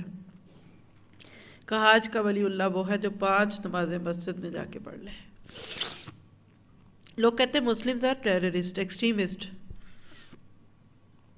کیوں؟ آج لوگوں کو وہ لوگ ایکسٹریمسٹ لگتے ہیں جو یہ مطالبہ کریں کہ ہمیں 5 نمازیں مسجد میں جا کے پڑھائیں۔ کہتے کیا ریجیڈیٹی، گھر کے مرد جمع کر لیتے ہیں، جماعت سے پڑھنی نا گھر میں پڑھ لیں۔ حالانکہ وہ جو مسجد اور جماعت کا ایک کانسیپٹ تھا وہ دور ہو گیا۔ چلیے صبح نکلنا، ہم کب صبح نکلتے ہیں؟ اب یہ بھی ایک کویسچن لکھیے اس پہ۔ جس دن ہمارے کسی پیارے کی فلائٹ 4 بجے آنی ہوتی ہے تو ہم 3 بجے سے قیام شروع کر دیتے ہیں ایئرپورٹ پہ کھڑے ہو کر، تو ہم بھی مانگ رہے ہوتے ہیں اللہ جہاز ٹھیک اترے، اللہ کو گڑبڑ نہ ہو، پھر ہم انتظار بھی کرتے ہیں۔ اگر کوئی ہمیں کہے کہ اگر آپ رات 3 بجے نکل کر فلاں جگہ آ جائیں اور آپ کو ہر قدم پہ $100 ملے گا، کتنے لوگ بستروں پہ سوتے رہیں گے؟ سوئیں گے ہی نہیں۔ وہ جو نومبر میں ہوتا ہے نا جو بلیک فرائیڈے سیل، لوگ دکانوں کے باہر جا کر سوتے ہیں یا کھڑے رہتے ہیں کہ دکان کھلے گی تو ہم وہ سیل والا آئٹم پکڑ لیں گے۔ دیکھیے $100 تو بڑی بات ہے، بڑی ہی بات ہے۔ ہمیں تو کوئی مڈ نائٹ ڈیل کی امید دلا دے کہ رات 12 بجے کے بعد پیزا ہاف قیمت کا ہو گیا ہے، تو لوگ گھڑی دیکھ رہے ہوتے ہیں اب ذرا ڈیل کا ٹائم ہو تو ہم جائیں۔ ہم کتنا بدل گئے ہیں، صحابہ اور ہم میں کوئی نسبت ہی نہیں دکھتی۔ اگلی بات نوٹ کیجئے کہ اللہ کے نبی صلی اللہ علیہ وسلم جب صبح سویرے نکلے تو کیا ہوا، مقصد کیا تھا دین کے لیے۔ یاد رکھیے آج کے دور میں آپ کے میرے لیے یہ بات بڑی اہم ہے اس وقت۔ آپ اس کو جنگ نہ سمجھیں، ہر ایک کو میدان جنگ میں نہیں جانا، وہ قتال ہوتا ہے۔ قتال از اے پارٹ آف جہاد، اور میں جہاد کے لفظ کو اپنی زبان میں کیسے بولتی ہوں؟ جد و جہد۔ سب کا ایک ہی معنی ہے، جد و جہد، من جد وجد، کوشش کرنا۔ ایک ہوتا ہے میدان جنگ کے لیے نکلنا، آپ جاتے ہیں تو دشمن کے مقابلے میں تلواریں اٹھاتے ہیں۔ ایک ہوتا ہے علم کے لیے نکلنا۔ تو یہ نوٹ کیجئے، کتنے لوگ ہیں جن کی گاڑیاں صبح اٹھتے ہی علم سیکھنے اور سکھانے کے لیے گھروں سے نکلتی ہیں۔ آج جب فجر پہلا دن تھا ہمارا کراچی میں، یعنی کہہ لیجئے کہ صبح فجر پڑھی تو فجر کی نماز پڑھ کر جب مرد گھر آئے تو دیکھا تو ایک بچی یونیفارم پہن کر نکل رہی ہے، تو میں نے کہا یہ اسکول جا رہی ہے؟ تو انہوں نے کہا ہاں۔ تو میں سوچ رہی تھی کہ یہ اسکول کی تعلیم اس بچی کو صبح 6:30-7 کے بیچ میں گھر سے نکال رہی ہے، کیا ہم دین کے لیے بھی اس طرح نکلتے ہیں؟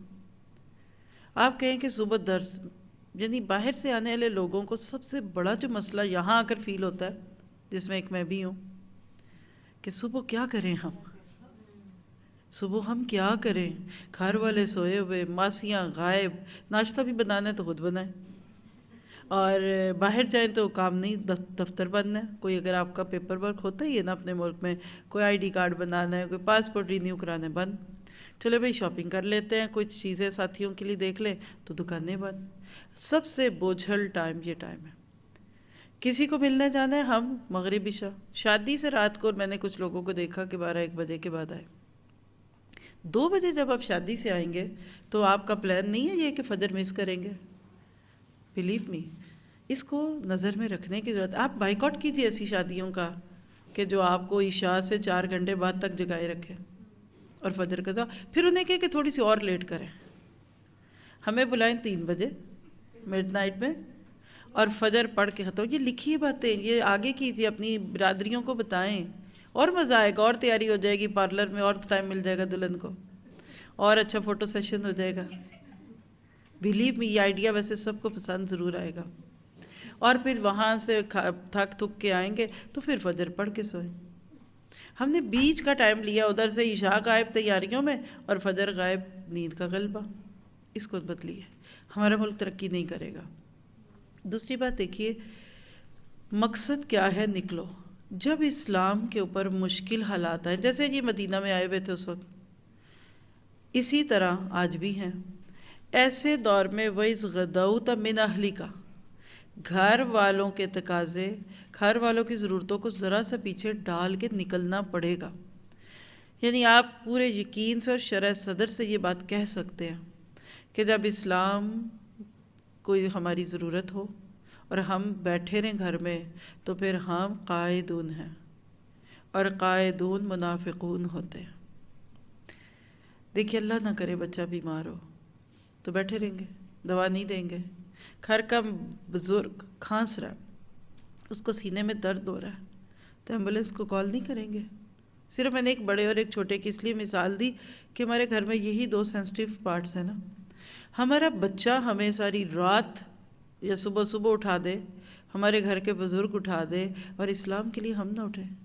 آج کے دور میں جو لوگ اسلام کے لیے کچھ نہیں کر رہے، میں تو نہیں کہتی، آگے آپ پڑھیں گے سورۃ توبہ میں تو اور بھی، کہ وہ جو ہیں وہ منافق ہونا ہے. ہمیں کہنے کی ضرورت نہیں، ہمیں کر کے دکھانے کی ضرورت ہے. اس کا نقطۂ آغاز علم سے ہوتا ہے. آپ میں سے ماشاءاللہ بہت ساری بہنیں ڈفرینٹ جگہوں پہ جاتی ہوں گی. صبح صبح اٹھ کر جائے، وہ کورس جوائن کرے جو ارلی مارننگ ہو. یہ آپ کا انشاءاللہ آپ کے ایمان کو اور آپ کے یعنی کوشش کو کم کرنے کی ایک کوشش ہوگی. دوسری بات دیکھیے، من اہلی کا، یہ ہم میں سے بہت ساری خواتین کا ایشو ہے. آپ کورس کیوں نہیں جوائن کرتی؟ نہیں، وہ اصل میں مرد گھر میں ہوتے ہیں، ناشتے کا ٹائم ہے، پراٹھا بنانا ہوتا ہے. اچھا تو پھر کتنے بجے ہو؟ نہیں، 11 بجے کے بعد مرد گھر سے چلے جائیں. اچھا تو ٹھیک ہے، ہم کوئی بات نہیں، ہم 11:30 سے کلاس شروع کرتے ہیں. تو پھر یہ کتنی لمبی چلے؟ نہیں، 1 بجے کے بعد ہم نہیں رک سکتے کیونکہ بچوں کو لینا ہے. تو اسلام کے لیے 1.5 گھنٹہ، جس میں ماسیاں، ناشتے، ڈسٹنگ، چلے جی صبح کا وقت تو ختم ہو گیا. نہ بھائی، ظہر تک ہم نہیں جا سکتے، کوئی بڑی بات نہیں، سوکے ہم 2 بجے سے 2 سے شروع کرتے ہیں. کہتے نہیں، بچوں کے گھر میں آنے، لنچ، یعنی یہ اپنا لائف سٹائل بتا رہی ہوں میں، اس پہ تنقید نہیں کر رہی. ابھی آپ کو اس کو ٹیلی کریں گے دوسری طرف سے بھی. اچھا بھی 2 سے 4 بھی ٹھیک نہیں ہے، نئے نئے بچے آئے ہوتے ہیں، یہ ہے وہ ہے. کل ہمارا درس ہی 2 سے 4 تھا. میں سوچ رہی تھی 2-4 ہی لوگ ہوں گے، اس وقت کون آتا ہے، اور اتنی دور کے معاملے. لیکن جس کو شوق ہوا وہ آگے الحمدللہ. اچھا پھر ایسا نہیں کرتے، پھر ایسا کرتے ہیں کہ ہم 4 سے آگے رکھ لیں. یعنی آپ میری بات سے اشارہ سمجھ گئے. کارے جہاں دراز ہے، اب میرا انتظار کر. علامہ اقبال کی جو شکوہ اور جواب شکوہ ہے نا، اس میں وہ اللہ تعالیٰ سے کہتے ہیں کہ اللہ تو نے مجھے دنیا میں کیوں بھیجا تھا؟ میں نے کوئی کہا تھا؟ تو اب بھیج دیے، اب مجھے بڑے کام ہے، تو میرا انتظار کر. اور اس اصول کو دیکھ کے ہماری نمازیں قضا ہو رہی ہوتی ہیں. کیوں ظہر اس وقت پڑھی جاتی ہے کہ بس 10 منٹ بعد ہی اثر ہو جائے؟ ڈلی ڈالی ڈیلے ڈیلے، کیونکہ کام ختم کرنے ہیں. تو اس میں پھر عمل کی بات لکھی ہے. یہ تو میں نہیں کہتی آپ کو بھی، اور میں خود کو بھی ایسا کبھی نہیں کہتی کہ میں اپنے گھر والوں کو چھوڑوں، میرے میاں بھوکے اور میں ادھر موجود. میرا پڑھنا پڑھانا کس کے کام آئے گا؟ اور میں گھر میں کھانا نہ پکاؤں دوپہر کے لیے اور میں درس دینے نکل گئی. قطعی نہیں. ایسا دین کبھی میں نے تو نہیں سکھایا، اور نہ میں نے کبھی ایسا کیا. صرف کرنا کیا پڑتا ہے؟ ری اسیسمنٹ، برین اسٹارمنگ کیجیے. اگر آپ کو میری اس بات پہ اعتراض ہے تو اس کا علاج بتاتی ہوں. آپ کوئی ایسا کورس، کیونکہ جو صبح کی برکتیں ہیں اور جو صبح ارلی ہوگا، دیکھیے سب سے بیسٹ ٹائم ہوتا ہے فجر ٹو ظہر. اس کے بعد تو نمازیں بھی ایک دوسرے کے ساتھ مل جاتی ہیں. مغرب کے بعد عورتوں کا باہر آنا انتہائی ناپسندیدہ ہے مجھے. مغرب از دی ڈیڈ لائن. یہ نہیں کہ مرد گھر میں اور عورتیں باہر ہیں، یہ کسی کو بھی نہیں اچھا لگتا، ان نیچرل ہے. دا بیسٹ ٹائم ایک ہاؤس وائف جو یوز کر سکتی ہے وہ فجر سے لے کر ظہر کا، فجر کا 1-1.5 گھنٹہ چھوڑ دیں اور ظہر کے وقت سے پہلے کہ وہ اپنی ذمہ داریاں پوری کریں. کھانا پہلے بنا لیں.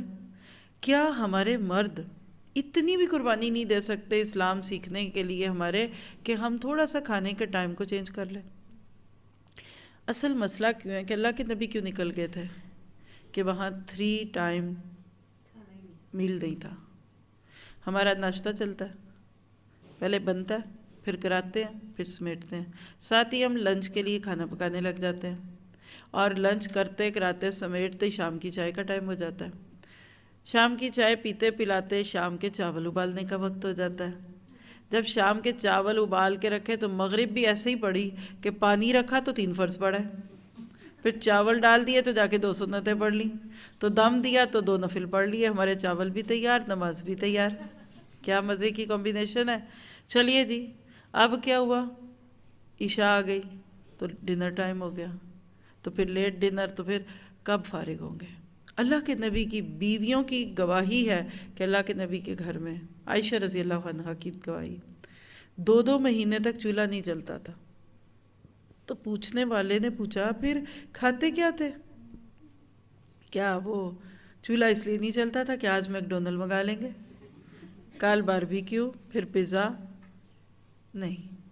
فرمایا الاسودان، 2 کالی چیزیں، اس پہ گزارا تھا. کالی کون سی؟ کہا کھجور، جو وہاں کوڑیوں کے مول بکتی تھی، اور پانی. پانی تو کالا نہیں ہوتا، کا جو پانی بھی ملتا تھا وہ ریت ملا ہوا ہوتا تھا. ایک وجہ. اور دوسرا صیغہ تغلیب، ایک کالی تھی تو دوسری کو بھی کالی کہہ دیا. یہ وجہ تھی. آج بھی امت کے ڈاؤن فال کی ایک بہت بڑی وجہ من اہلی کا، ہمارے گھر کے تقاضے اتنے ہو گئے کہ ہم 5 نمازیں اگر اس طرح نہ ہوتی سٹاپس کے ساتھ تو شاید سارا دن ہم کچن میں گھسے رہتے ہیں. اس کو چینج کرنے کی ضرورت ہے. کامیاب لوگ اس لیے کامیاب ہوتے ہیں کہ وہ ہر وقت پیٹ کیا کھائیں گے. اچھا، ہمارا اکثر گفتگو کا موضوع یہ نہیں ہوتا کیا پکائیں، کیا خریدیں، مٹر کتنے مہنگے ہیں، ٹماٹر اتنے مہنگے ہو گئے، دودھ کیسے ہے. اور آج آپ میری اس بات کے بعد اپنا اگلے 2-3 دن کا پورا ٹائم نوٹ کریں. میں نے ایک دفعہ کرایا بھی تھا کسی جگہ، بریک ڈاؤن کیا تھا ہم نے پورے 24 گھنٹوں کا، گھنٹہ گھنٹہ کر کے. جو لوگ کہتے ہیں نا میں ٹائم نہیں ملتا، تو میں کہتی ہوں کیوں؟ میں تو بہت فارغ ہوں الحمدللہ. شاید میں کام ہی کوئی نہیں کرتی، اللہ جانتا ہے. وجہ کیا ہے کہ ہم لوپ ہولز بہت ہے ہمارے ٹائم میں. صرف کچھ کرنے کے انتظار میں گھنٹہ ایسے ضائع ہو جاتا ہے. ٹائم کو جب آپ سپلٹ آؤٹ کریں، کتنے گھنٹے آپ کو کھانا چاہیے، کتنے گھنٹے سونا ہے. پہلے 24 کو 3 حصوں میں ہم نے ڈیوائڈ کیا. آپ بھی کر سکتے ہیں یہ ورکشاپ. 8 گھنٹے جائیے، 8 گھنٹے سوئیے، آرام ہے. سارا 6 گھنٹے اگر رات کو سوئے ہیں نا تو پھر آپ 2 گھنٹے دن میں بھی سو لیجئے. دیکھیے کوئی 8 گھنٹے سے زیادہ سو سکتا ہے مردوں کے سوا؟ سوئیے، 8 گھنٹے آپ کو دے دیتے ہیں. کچن میں کتنا چاہیے وقت آپ کو؟ ناشتہ بھی بنانا ہے آپ نے، بیچ میں دوپہر کا بھی، پورے ٹائم میں سے کہ آپ کو 4 گھنٹے کافی ہیں کچن میں، جبکہ آپ پاس 5-6 ماسیاں بھی ہیں ماشاءاللہ. لے لیجیے 4 گھنٹے، 8 کو 4 میں رکھے 12 ہو گئے. اور کیا چاہیے آپ کو؟ کپڑوں پہ کتنا ٹائم چاہیے؟ استری پہ یہاں تو ماشاءاللہ ہر کام کی واسی موجود ہے کہ لوگ کہتے ہیں نہیں نیٹ بھی یوز کرنا ہے. میں نے جہاں یہ ورکشاپ کرائی میں نے کہا بتائیں آپ کو کتنا ٹائم چاہیے، واٹس ایپ پہ کتنا اور اسکائپ پہ کتنا، 2-2.5 گھنٹے وہ بھی دے دیے. سارا کچھ ہم لکھتے گئے اینڈ پہ آپ کو تھا ٹوٹل کیا آیا 22 گھنٹے. پھر بھی 2 گھنٹے خالی تھے، کھا لیا، سو لیا، چٹ چیٹ کر لی، شاپنگ بھی چھوٹی سی باہر سے کر کے آ گئے.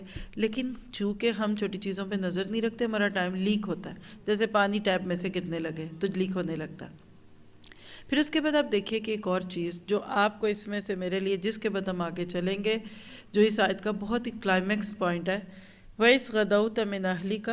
اللہ کے نبی اس دن اپنی پیاری بیوی کے گھر میں تھے، عائشہ رضی اللہ عنہا. محبت تھی. اللہ کے نبی کیا کہا کرتے تھے کہ اللہ میں اپنی حساب سے بانٹ کرتا ہوں بیویوں میں، لیکن عائشہ کی طرف میرا دل بڑا جھکتا ہے. تو اللہ کے نبی صلی اللہ علیہ وسلم اپنی من پسند بیوی کو چھوڑ کر اللہ کے دین کے لیے نکلے. اور اسی جنگ میں ایک واقعہ آتا ہے حنظلہ کا. جب جنگ کی کال ہوئی تو نئی نئی شادی ہوئی تھی 1 آدھ دن پہلے. جب اللہ کے نبی کی کال سنی تو فوراً نکل گئے. جنگ میں گئے، اللہ تعالیٰ نے ان کو شہادت دے دی. جب اینڈ پہ زخمیوں کو اور مقتولین جو شہداء تھے ان کو اکٹھا کیا جا رہا تھا، ایک عورت چادر میں لپٹی لپٹائی حیا کی پوٹلی بن کے آ گئی. اللہ کے نبی میں حنظلہ کی بیوی ہی ہوں، نئی نویلی دلہن. صرف یہ بتانے آئی ہوں کہ جب آپ گئے تھے تو آپ جنابت سے تھے. اتنا بھی وقت نہیں نکالا کہ میں پہلے اپنے آپ کو پاک کروں اور کال پہ نکل گئے. اب شہید ہو گئے اور ان کو پتہ تھا کہ شہداء کو غسل نہیں دیا جاتا، تو مجھے ڈر ہے کہ کہیں حنظلہ کو ناپاکی میں نہ دفن کر دیا جائے. تو اللہ کے نبی نے فرمایا کہ میں دیکھ رہا ہوں کہ فرشتے پانی لا رہے ہیں اور حنظلہ کو غسل دے رہے ہیں. اور جب صحابہ نے حنظلہ کی ڈیڈ باڈی اٹھائی تو اس میں سے پانی کے نشان تھے. اس سے بھی زیادہ کوئی کمزور لمحہ کسی مرد کی زندگی کا ہو سکتا ہے جہاں اپنے اوپر قابو نہ ہو؟ وہ اس وقت اللہ کی کال پہ آتے تھے. ہم تو فجر کے لیے بھی نہیں جاتے. نئی شادی والوں کو تو فجر معاف ہے، کم از کم ایک سال تو معاف ہونی چاہیے. بلیو می جی، لکھ لیجئے جو آج نماز کے لیے نہیں جائیں گے کل وہ دشمن کے آنے کے لیے جہاد کے لیے بھی نہیں آئیں گے، کیونکہ ادھر تو جان بھی جانے کا خطرہ. تو we need to change our lifestyle. پیارے گھر والے رشتوں کو چھوڑ چھاڑ کر ہمیں نکلنا پڑے گا. اور اللہ کے نبی صلی اللہ علیہ وسلم جب نکلے تھے تو ساتھ کون تھے؟ 1000 لشکر. اب اگلی سیڑھی پہ چڑھتے ہیں جس کا آیت کے اس حصے سے تعلق ہے. اللہ کے نبی صلی اللہ علیہ وسلم کے ساتھ 1000 نوجوان، اور اس میں یوتھ تھی زیادہ، جو بھی لوگ تھے. 6 شوال تھا، جمعے کا دن تھا، 3 ہجری. عصر کے بعد آپ مدینہ سے نکلے احد کی طرف روح، کیونکہ دشمن نے پڑاؤ ڈال لیا تھا احد کے کنویں پہ. ایک جگہ ہے مدینہ سے قریب، شیخان نام کا ایک کنواں ہے. آپ وہاں پہنچے، لشکر کو روکا. آپ نے کیا دیکھا؟ یہ آپ کے سامنے آیت اگلا حصہ، تبوئ المؤمنین مقاعد للقتال. یہ تھا اگلا کام. وہاں جا کر اللہ کے نبی نے پہلے جگہ کا جائزہ لیا، اس کے بعد اپنے ساتھ آئے ہوئے لوگ جو تھے ان کو اسائن کیا. اسائن کیسے کیا کہ پورے لشکر کو پھیلا دیا، اور وہاں ایک ٹیلا تھا جو ایسی جگہ پہ تھا کہ دشمن اس کے پیچھے سے اگر آتا تو بے خبری میں مسلمانوں کے اوپر حملہ کر سکتا تھا. آپ نے 50 صحابہ کو عبداللہ بن جبیر کی لیڈرشپ میں ادھر نومینیٹ کیا. آپ ادھر کھڑے ہو جائیں، آپ ادھر، آپ کا یہ کام ہے.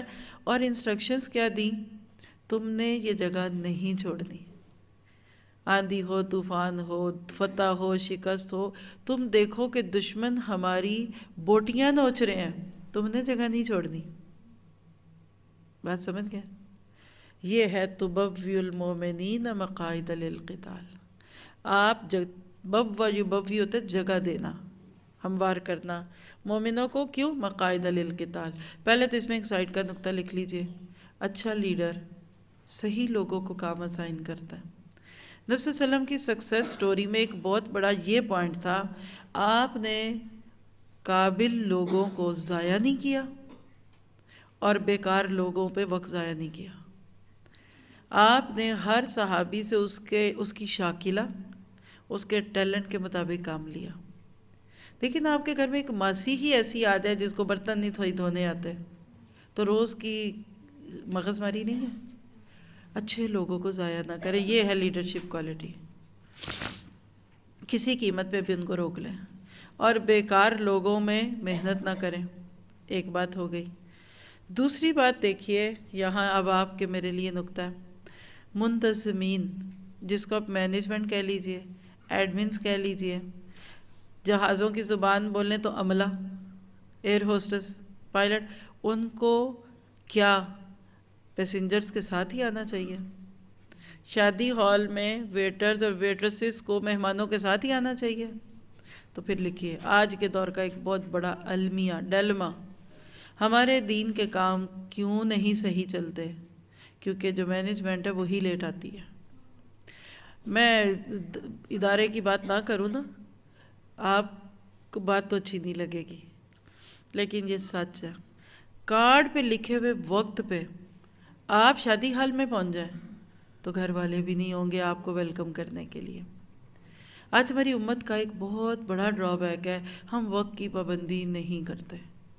6 ہے، ہاں 6 کے بعد بس 6:15 تک تو لوگ آ ہی جائیں گے. بھئی 15 منٹ، آپ کا دل کتنی دفعہ دھڑکا ان 15 منٹس میں؟ سورج کہاں سے کہاں پہنچ گیا؟ آپ کے لیے 15 منٹ کچھ اہمیت نہیں رکھتے. ہاں 6 کا فلائر پہ ٹائم، مجھے سب سے بڑا ٹرپس میں جو ایشو بنتا ہے میرے ساتھ، فلائر پہ ٹائم لکھاتے ہیں 11 سے 1. واللہ ہی 11 بجے چلے جائیں تو کرسیاں بھی نہیں لگی ہوتی، لوگ تو آنا دور کی بات ہے. اور جب آدھا درس چلا جائے، اگر آپ شروع کر ہی دیں 2-4 لوگوں میں، تو 90% لوگ آپ کے آدھے درس کے بعد آتے ہیں. غلط طریقہ ہے. ایک عمل کی بات یہ لکھیے. دوسری بات آپ دیکھیے کہ کام کروانا آنا چاہیے.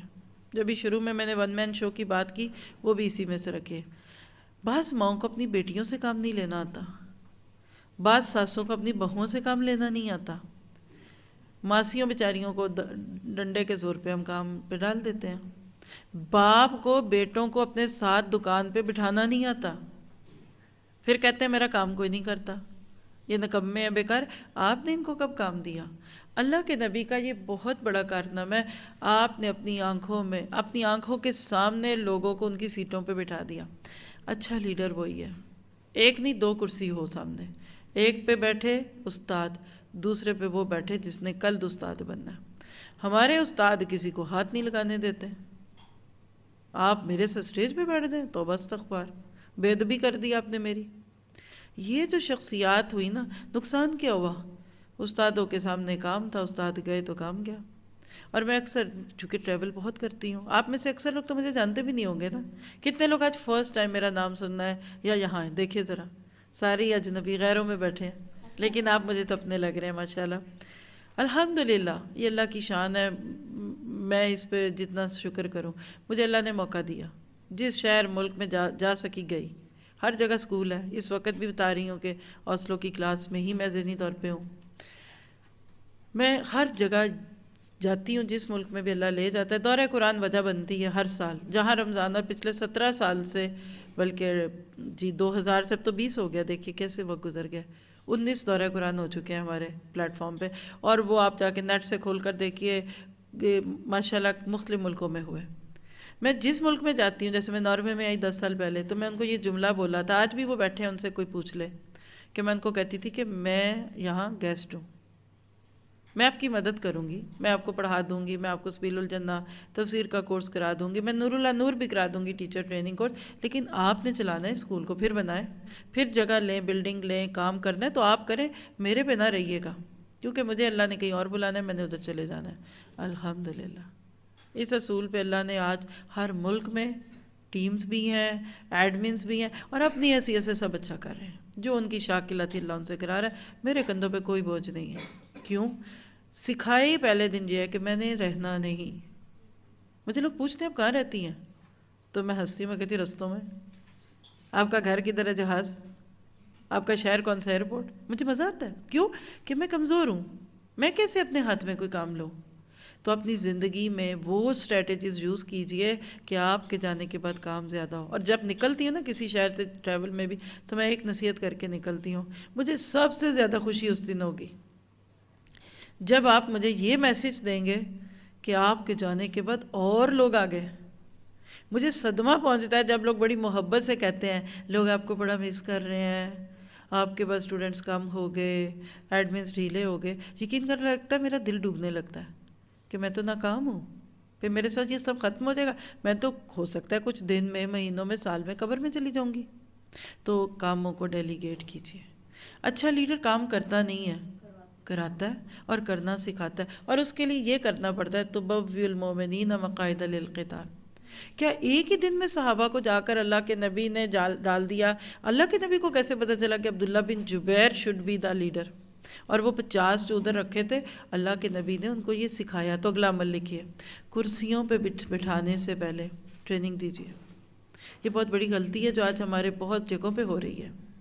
بغیر ٹریننگ کسی کو میدان جنگ میں ڈال دینا خودکشی کے برابر ہے. تیرنا نہ آتا ہو تو کسی کو سمندر میں دھکا دے دیں. نقصان کیا ہوتا ہے؟ کوالٹی کم سے کم ہوتے ختم ہو جاتی ہے. اور اگر آپ کو کسی نے ڈال دیا کرسی پہ تو پھر آپ کے لیے بھی سبق ہے، پھر آپ ٹریننگ لیں، اپنے ویک پوائنٹس دیکھیے، کیونکہ جو بڑے ہوتے ہیں لوگ انہی کو دیکھ رہے ہوتے ہیں. تو اللہ کے نبی نے لوگوں کو بہت ہی خوبصورت طریقے سے سائن کیا. یہاں ایک نقطہ جو یہاں آیا نہیں، آگے آنا ہے، لیکن میں اس کا ذکر ابھی کرتی ہوں تاکہ یہ آیت پوری کر لیتے ہیں. واللہ سمیع علیم. اللہ تعالیٰ سن بھی رہا تھا اور دیکھ بھی رہا تھا. خوب سننے والا، خوب دیکھنے والا ہے. کیا دیکھ رہا تھا اللہ تعالیٰ اور کیا سن رہا تھا؟ اللہ کے نبی صلی اللہ علیہ وسلم جب شہر سے نکلے مدینہ سے تو 1000 تھے. شوت، شین، واو، توئے، ایک جگہ ہے مکہ مدینہ سے بالکل تھوڑے چند کلومیٹر پہ. وہاں تک پہنچ کر عبداللہ بن ابی رک گیا، جا کے بات کی زوردار. زبان بڑی، سپیچ بڑی تھی اس کی، خطابت کا زور تھا. لوگوں کو جمع کیا، کہنے لگا یہ تو ہم خودکشی کرنے جا رہے ہیں، کون بچے گا؟ 3000 کے مقابلے میں ہم 1/3 بھی نہیں. 300 لوگوں کو اپنا ہم خیال بنایا اور وہاں رک گئے. اور بہانہ کیا بنایا آپ کو پتہ؟ ہماری بات ہی نہیں مانی جی، یہاں تو کوئی مانتا ہی نہیں، سنتے تو ہیں مانتے کوئی نہیں، ہوتا تو وہ ہے جو یہ چاہتی ہیں. یہ ظلم ہے، یہ جملہ کہنا قیامت کے دن اس کو بھگتنا پڑے گا. عبداللہ بن ابی کو اگر اعتراض تھا اللہ کے نبی کے فیصلے پہ تو گھر سے کیوں نکلے؟ یہ عمل کی بات نکلی ہے. کچھ لوگ ابتدائی سفر میں آپ کے رفیق بن جاتے ہیں لیکن دل میں کھوٹ ہوتا ہے، وہ آگے نہیں چلیں گے. آپ میں سے اگر کسی کو اللہ نے بالکل کسی بھی جگہ دین کا بیج بنا ہی دیا نا تو ڈرتے رہیے کہیں آپ کی صفائی نہ ہو جائے. جب کلیئرنس ہوتی ہے نا تو بیکار لوگوں کو نکال کے پھینک دیا جاتا ہے. ایکسٹرا لوگ ہیں ان کو لے آؤٹ کرو، لے آف کرو. یہ نہیں، قیمتی، وہ کہتے ہیں نا ان کو ہی چھٹی نہ ملی جن کو سبق یاد تھا. اس سفر میں صرف سبق یاد کیے ہوئے لوگ اینڈ تک چلیں گے. آپ کوئی کورس شروع کر لیں، 1000 لوگ، اور اینڈ پہ 100-200. آپ کوئی کام پروجیکٹ شروع کریں، شروع میں جوش اور جذبہ، بڑی بڑی باتیں کرنے والے، اینڈ پہ وہ میٹنگوں میں بھی نہیں آتے، رونے کا مقام ہے. آج ہمیں اس سے یہ سیکھنے کو مل رہا ہے. پہلی بات تو دیکھیے یہ جو واقعہ سنایا بڑی بھاری دل سے کہوں گی، ایون اللہ کے نبی کا دور پھر بھی 1/3 لوگ منافق تھے. لیکن 1000 میں سے 300 نکل گئے. تو چلے نکلے بھی جنگ کے لیے تھے، نماز کے لیے نہیں نکلے تھے. نماز چھوٹی چیز تھی اس وقت، جہاد کے لیے نکلے، لیکن ذرا سا دور گئے تو ان کو وہ ہم تو مر جائیں گے، تو پیچھے ہو گئے. دوسری بات ہے عبداللہ بن ابی جیسے کردار مسلمانوں کے گروہ میں ہمیشہ رہے تھے، ہیں اور رہیں گے. اور اگلی بات دیکھیے آزمائش. اب جن لوگوں کی امید پہ کوئی کام کرتے ہیں نا شروع، وہ نہیں آئیں گے آپ کے پاس.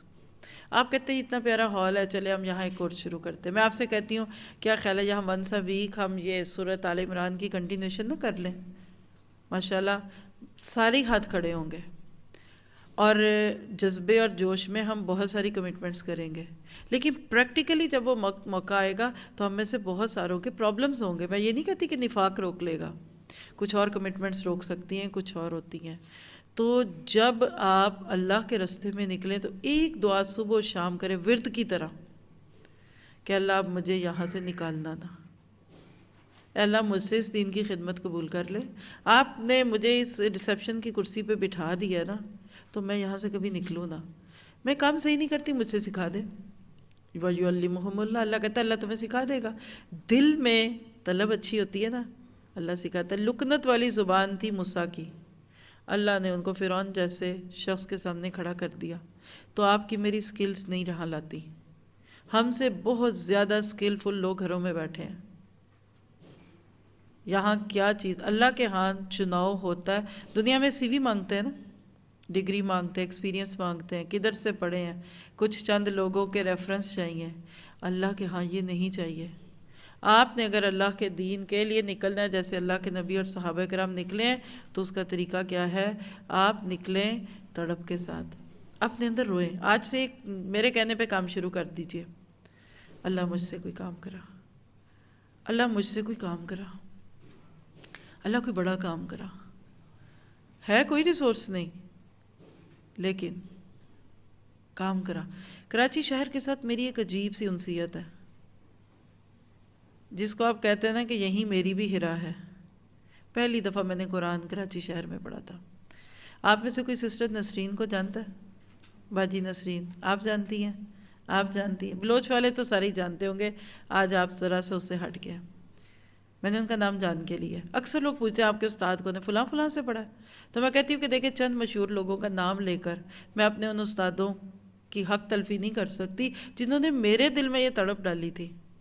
اور اسی شہر کی ایک کلاس روم میں بیٹھ کر میں اللہ سے کہا کرتی تھی اللہ کچھ کرانا، اللہ بڑا کرا، اللہ یہ کر یہ کر. اس وقت خواب و خیال میں بھی ڈکشنری میں کچھ الف بے تے بھی نہیں تھی پتہ کہ زندگی میں کیا اللہ نے لینا ہے. تو آپ کو یہ کہہ رہی ہوں کہ ادھر بیٹھ کر نیتیں کریں. یہ دعائیں مانگنے کی جگہ ہے. حرم میں جا کر ہو سکتا ہے دعا قبول نہ ہو آپ کی، علم کی محفل میں آپ کی دعا قبول ہوگی کہ اللہ مجھے ضائع نہ کر، میں کیوں ادھر ادھر لڑکتی پھروں یہ اور وہ دس اینڈ دیٹ. اچھے طریقے سے بہترین طریقے سے کام کرنے کے لیے دعائیں مانگنی، تڑپنا، طلب رکھنا.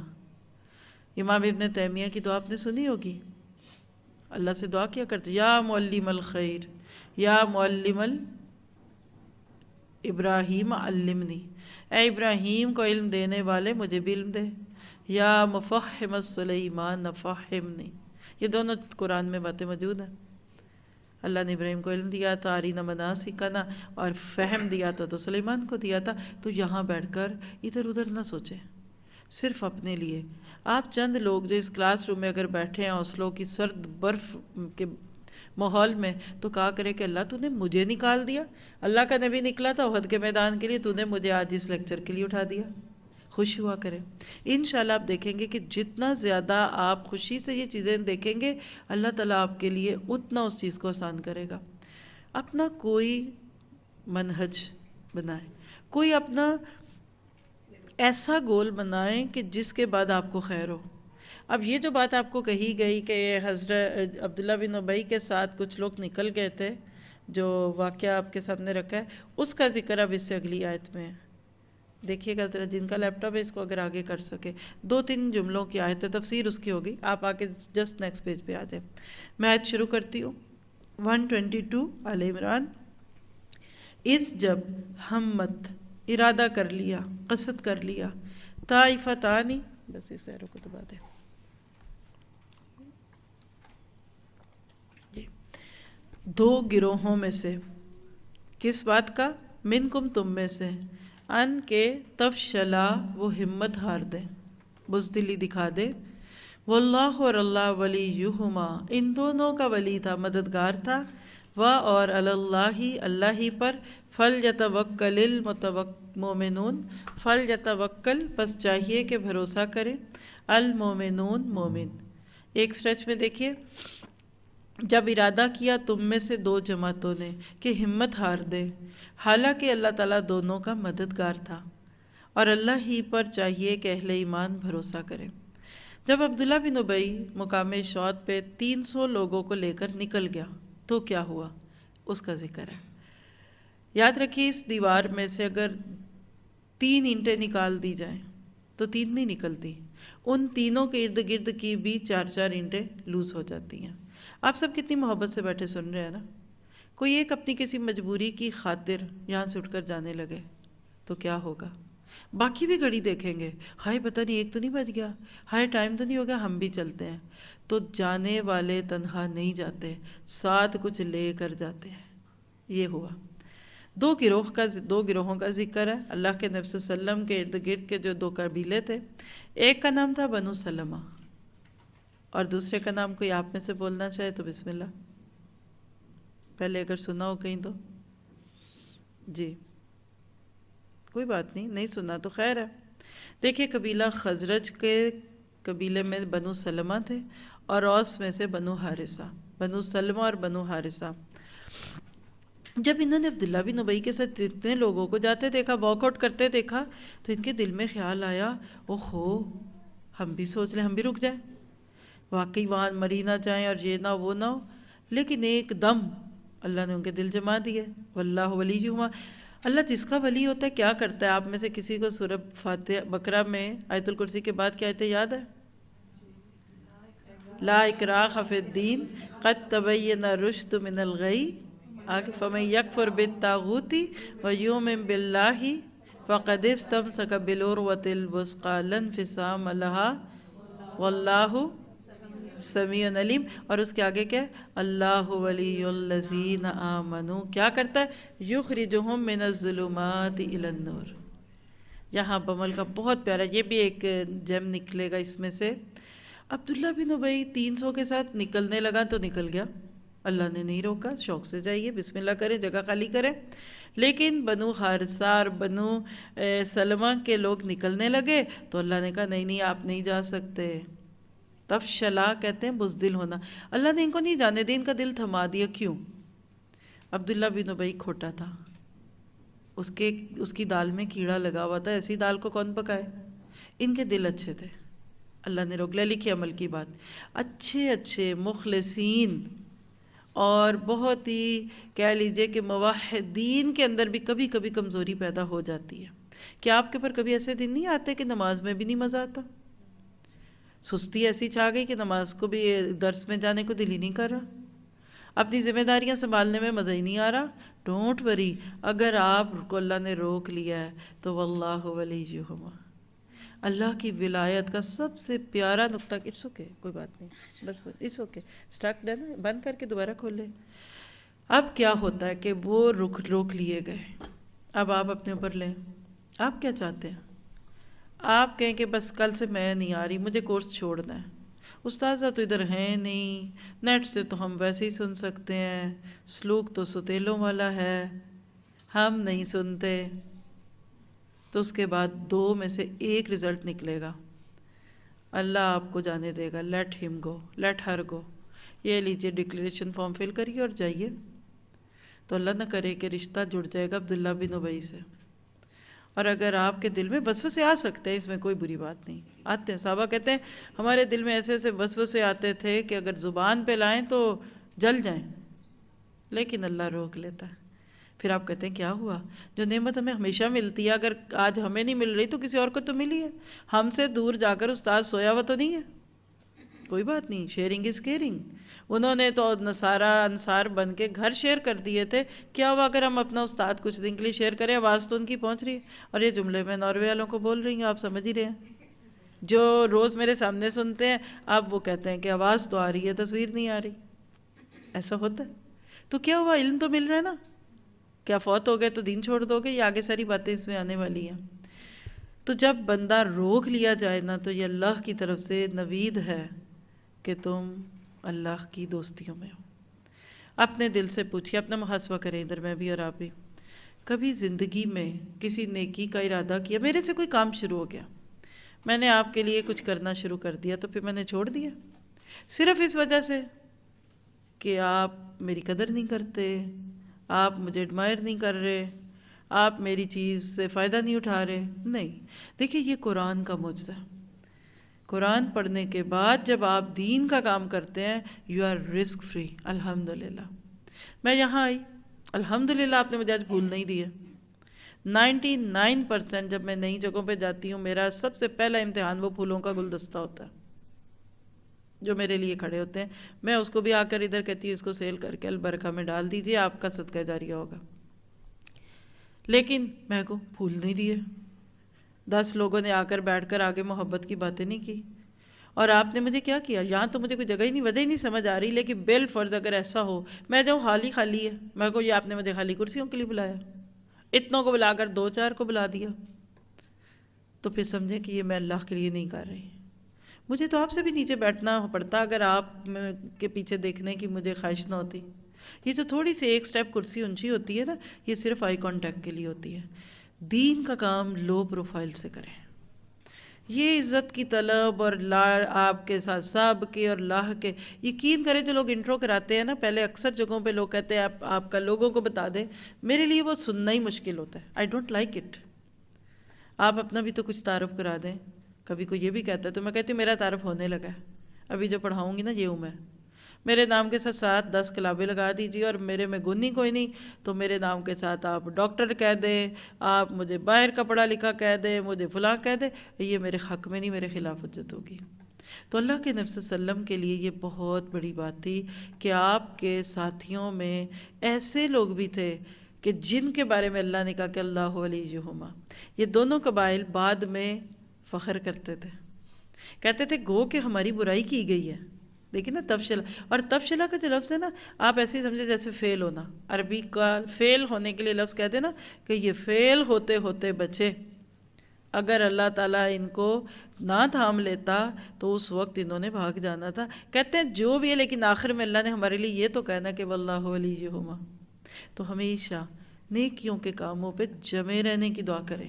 ربنا لا تزغ قلوبنا، کورس کو جوائن کیا تو اللہ کورس اینڈ تک چلے۔ اگر آپ اس میں ایز ایڈمن کام کریں، اللہ کرے اینڈ تک کروں اور اس کے بعد اور بھی کروں، یہ نہ ہو کہ یہ میری زندگی کی آخری نیکی ہو۔ تو اللہ تعالیٰ ہمارا ولی ہو، کارساز ہو، ہمارا غم گسار ہو، سہارا دینے والا، یہ سارے لفظ ولی کے لفظ کے اندر آتے ہیں۔ اس سے کیا پتہ چلتا ہے کہ سچے مومنوں کے اندر بھی کبھی نہ کبھی کمزوری آتی ہے۔ ابھی اسی سیریز میں کراچی میں آخری درس جو رول ماڈلز میں ہوگا، یہ آپ کے قریب ہے نا ادھر انسٹیٹیوٹ، تو تھرسڈے کی شام میں اس کا ٹاپک ہی ہے کہ سستی چھوڑیے۔ دیکھتے ہیں اس دن ہم کیا کرتے ہیں، سستی کی وجہ سے نہیں آ سکتے تو اور بات ہے۔ آج ہم یہ 2 ہی آیتوں پہ رکیں گے۔ امید ہے کہ آپ نے کچھ نہ کچھ تو لیا ہوگا نا۔ کوئی سوال؟ آپ جو منٹ ہے ہمارے پاس یہ آپ کے لیے ہیں، کوئی سوال؟ جی کوئی بات نہیں میری جان، اس کو آپ ریبوٹ کر کے اگر ویب سائٹ کھول دیں نا تو میں کچھ لوگوں کو دکھا دیتے ہیں، بالکل ہی نئے لوگ ہیں یہاں بیٹھے ہوئے۔ جی سسٹرز، کوئی سوال، کوئی بات؟ سمجھ سب کچھ آ گیا تو شیئر کریں کہ آپ نے کیا سیکھا، اور کوئی بات سمجھ نہیں آئی تو سوال کیجئے کہ آپ کے ذہن میں کیا سوال آیا۔ جی آپ ویسے آپ نے جو بات بولی کہ ناقابل ہوتے ہیں جو، تو ان کے اوپر محنت نہیں کرتے، چھوڑ دیتے ہیں ان کو۔ ویسے دین میں کیا ایسا ہوتا ہے کہ کوئی بات نہیں سن رہا ہے ہماری تو ہم اس کو چھوڑ دیں، مطلب بار بار اس کو نہیں کرتا ہے؟ آپ کی بات جو مجھے سمجھ آئی پہلے وہ بولتی ہوں تاکہ میں نے صحیح سنا ہے۔ انہوں نے کہا کہ جو قابل نہیں ہوتے ان پہ محنت نہ کریں۔ دیکھیے اس میں ظاہری قابلیت نہیں ہے، دل کا کھوٹا ہے۔ اگر محنت نہیں کریں گے، مطلب گندی چیز کو ہی صاف کریں گے نا، گناہ گار کو دین سکھائیں گے نا، ایسے ہی ہے نا۔ ایسے لوگوں کو کبھی نہیں چھوڑنا۔ کن کو چھوڑنا ہے؟ ان کے حال پہ جن کے اندر کبر ہے۔ ہم کہاں ہیں، ہم تو خود بڑا پڑھتے ہیں، ہمیں تو خود بڑا آتا ہے۔ جس کے اندر اپنے آپ کو بڑا کہنے کا جذبہ ہوتا ہے نا، وہ آپ کی بات نہیں سیکھے گا۔ ایک روایت بھی ہے کہ علم بھی اس کو ہی دو جو اس کے قابل ہو، ٹھیک ہے۔ میں تو ان ساری باتوں میں سے جو اپنے لیے ہمیشہ بات لیتی ہوں کہ اللہ تو مجھے تھام لے، میں تجھے پکڑوں، تیرا ہاتھ تھاموں، یہ نہ کر، تو میرا تھام لے۔ کیوں؟ ایک مثال ہے، ایک بچہ، باپ اپنے بیٹے کے ساتھ میلے میں گیا، جب رش میں آیا تو بیٹے کو کہنے لگا کہ میری انگلی پکڑ لو، تو بچے نے نہیں پکڑی۔ بچوں کو دل چاہتا ہے کہ ہم کھلے پھریں، تو پھر باپ نے پکڑ لی اس کی۔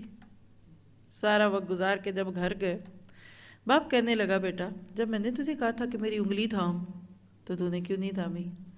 کہنے لگا کہ ابا میں نے اس لیے نہیں تھامی کہ میں تھامتا نا تو میں نے تھوڑی دیر بعد چھوڑ دینی تھی، مجھے غبارہ دکھتا تو میں چھوڑ دیتا، مجھے کوئی لالی پاپ دکھتا تو چھوڑتا، لیکن مجھے یہ پتا تھا آپ میرا ہاتھ تھامیں گے تو آپ نہیں چھوڑیں گے۔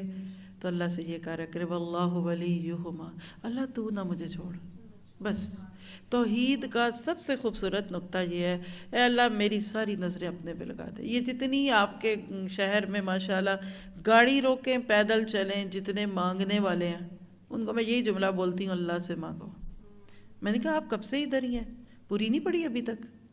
اس لیے کیا بندوں سے مانگ رہی ہیں؟ پتہ نہیں کیوں، حالانکہ حکم تو ہے نا کہ سوالی کو خالی نہ دو، لیکن یہ سوالی جو پیچھے پڑ جائے تو میرے اندر نا ایک اریٹیشن ہوتی ہے کہ اللہ کے سوا ان سے ہم سے مانگ رہا ہے. تو آپ دیکھیے کہ جتنا زیادہ آپ اللہ پہ نظریں لگائیں گے انشاءاللہ اللہ آپ سے کام لے گا. اللہ دل کے ارادوں کو بھی پڑھ لیتا ہے. لوگوں کو منہ سے کہے کام دے دو، کام کرا لو، لوگ تو نہیں آپ سے کام کراتے. کہاں نیکی کا کوئی موقع دیتا ہے آپ کو؟ اللہ سے کہ اللہ مجھ سے کوئی نیکی لے، پھر اللہ آپ کو ضائع نہیں کرے گا. جی آپ ادھر سے. جیسے آپ نے کہا تھا اچھا لیڈر کام کرتا نہیں ہے، کرواتا ہے، تو تھوڑا سا اور ایکسپلین کرنا. پہلے دی بیسٹ لیول پہ کر کے دکھاتا ہے. دیکھیے سننے سے زیادہ لوگ ہمیں دیکھ رہے ہوتے ہیں.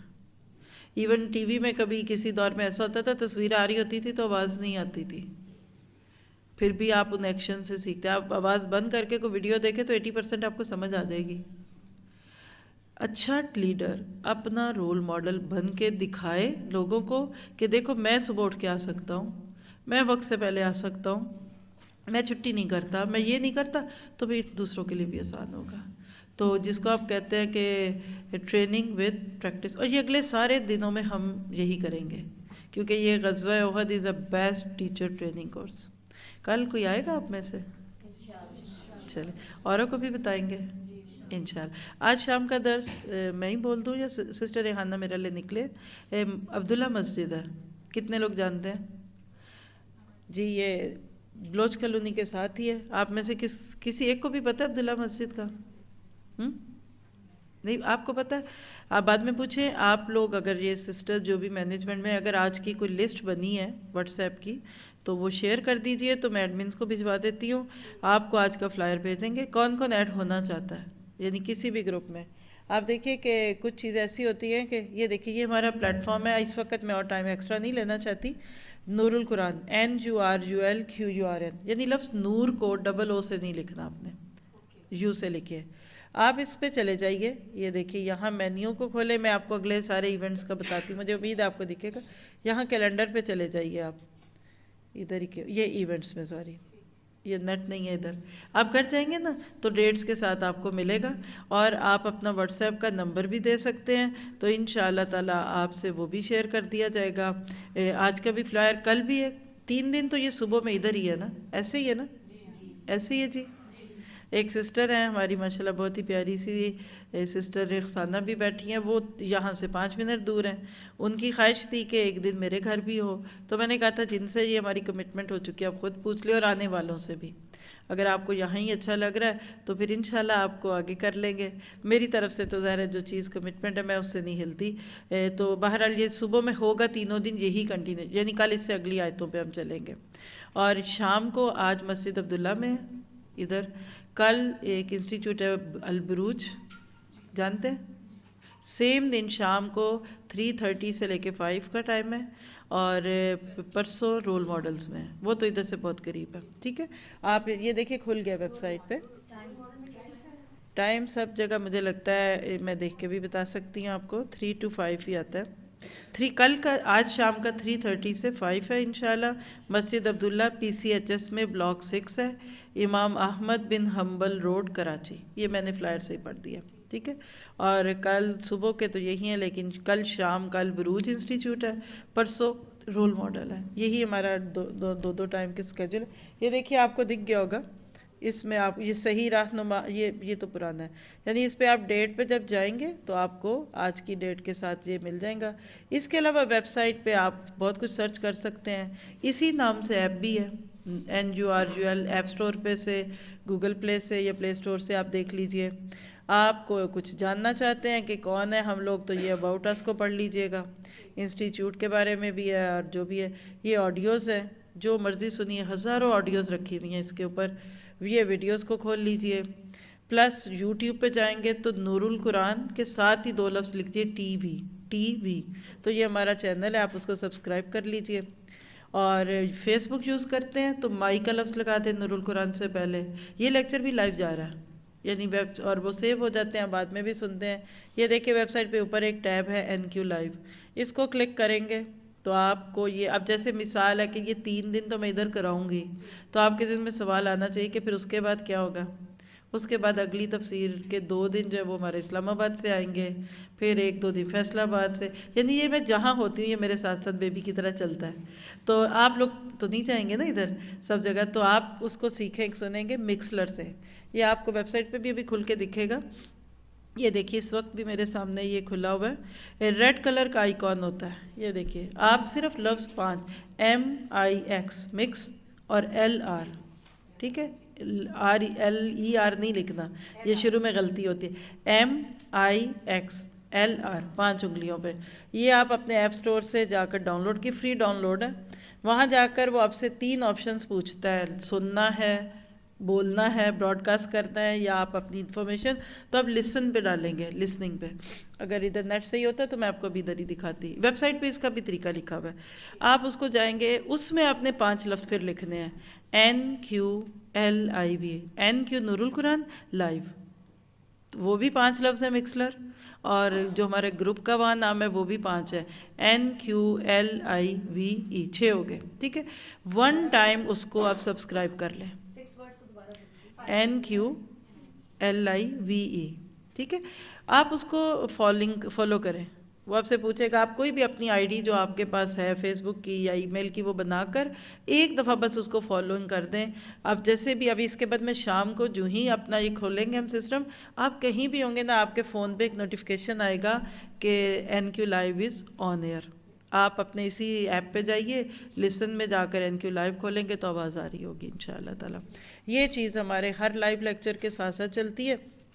اور اس کے علاوہ آپ ویب سائٹ کو جتنا پڑھتے جائیں گے, اس میں ہمارے کورسز ہیں, گھر بیٹھ کر کریے. جہاں آپ کے پاس تو بہت ساری آپشنز ہیں, پھر بھی کوئی بچوں والی خاتون ہے, کوئی بڑے گھر میں بزرگ ہیں, آپ نکل نہیں سکتے, تو ریکمنڈیشن جو ہے یہ اس میں 5واں ٹیب ہے, یہ دیکھیے گا کورسز کا.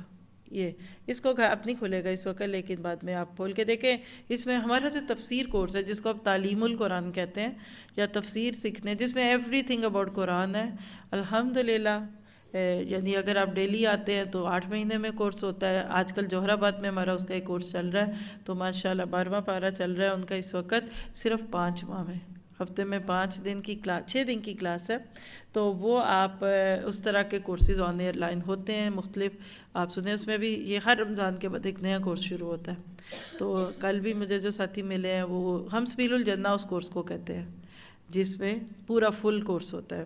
تو آپ جو بھی اس کی انفارمیشن لینا چاہیے, اور کوئی چیز آپ کو جو نہیں سمجھ آتی ہے آپ کسی بھی نمبر پہ ایڈمنس کے ساتھ رابطہ کریں, انشاءاللہ آپ کو فائدہ ہوگا. ٹھیک ہے, جزاک اللہ خیر. واسن جزا ہماری ہوسٹ شروع میں ملی تھی, کدھر ہیں؟ جزاک اللہ خیر, اللہ تعالیٰ آپ کو برکت ہے. بہت پیسفل ماحول تھا. میں ابھی بھی 2 گھنٹے اور بھی بول سکتی ہوں جو اگلے لیکچر سے پہلے کے ہیں, لیکن مجھے پتا ہے کہ آپ نہیں سن سکیں گے. تو کل ملتے ہیں اللہ کے حکم سے. جزاک اللہ خیر. سبحانک اللہم و بحمدک, اشہد ان لا الہ الا انت, استغفرک و اتوب الیک. ربنا تقبل منا انک انت السمیع العلیم وتب علینا انک انت التواب الرحیم. وصلی اللہ تعالی خیر خلقہ واصحابہ اجمعین برحمتک یا ارحم الراحمین, آمین. السلام علیکم ورحمۃ اللہ وبرکاتہ. جزاک اللہ خیر. آپ لوگ جا سکتے ہیں, بس مجھے چند منٹ میں یہ سیٹنگ کرنی ہے.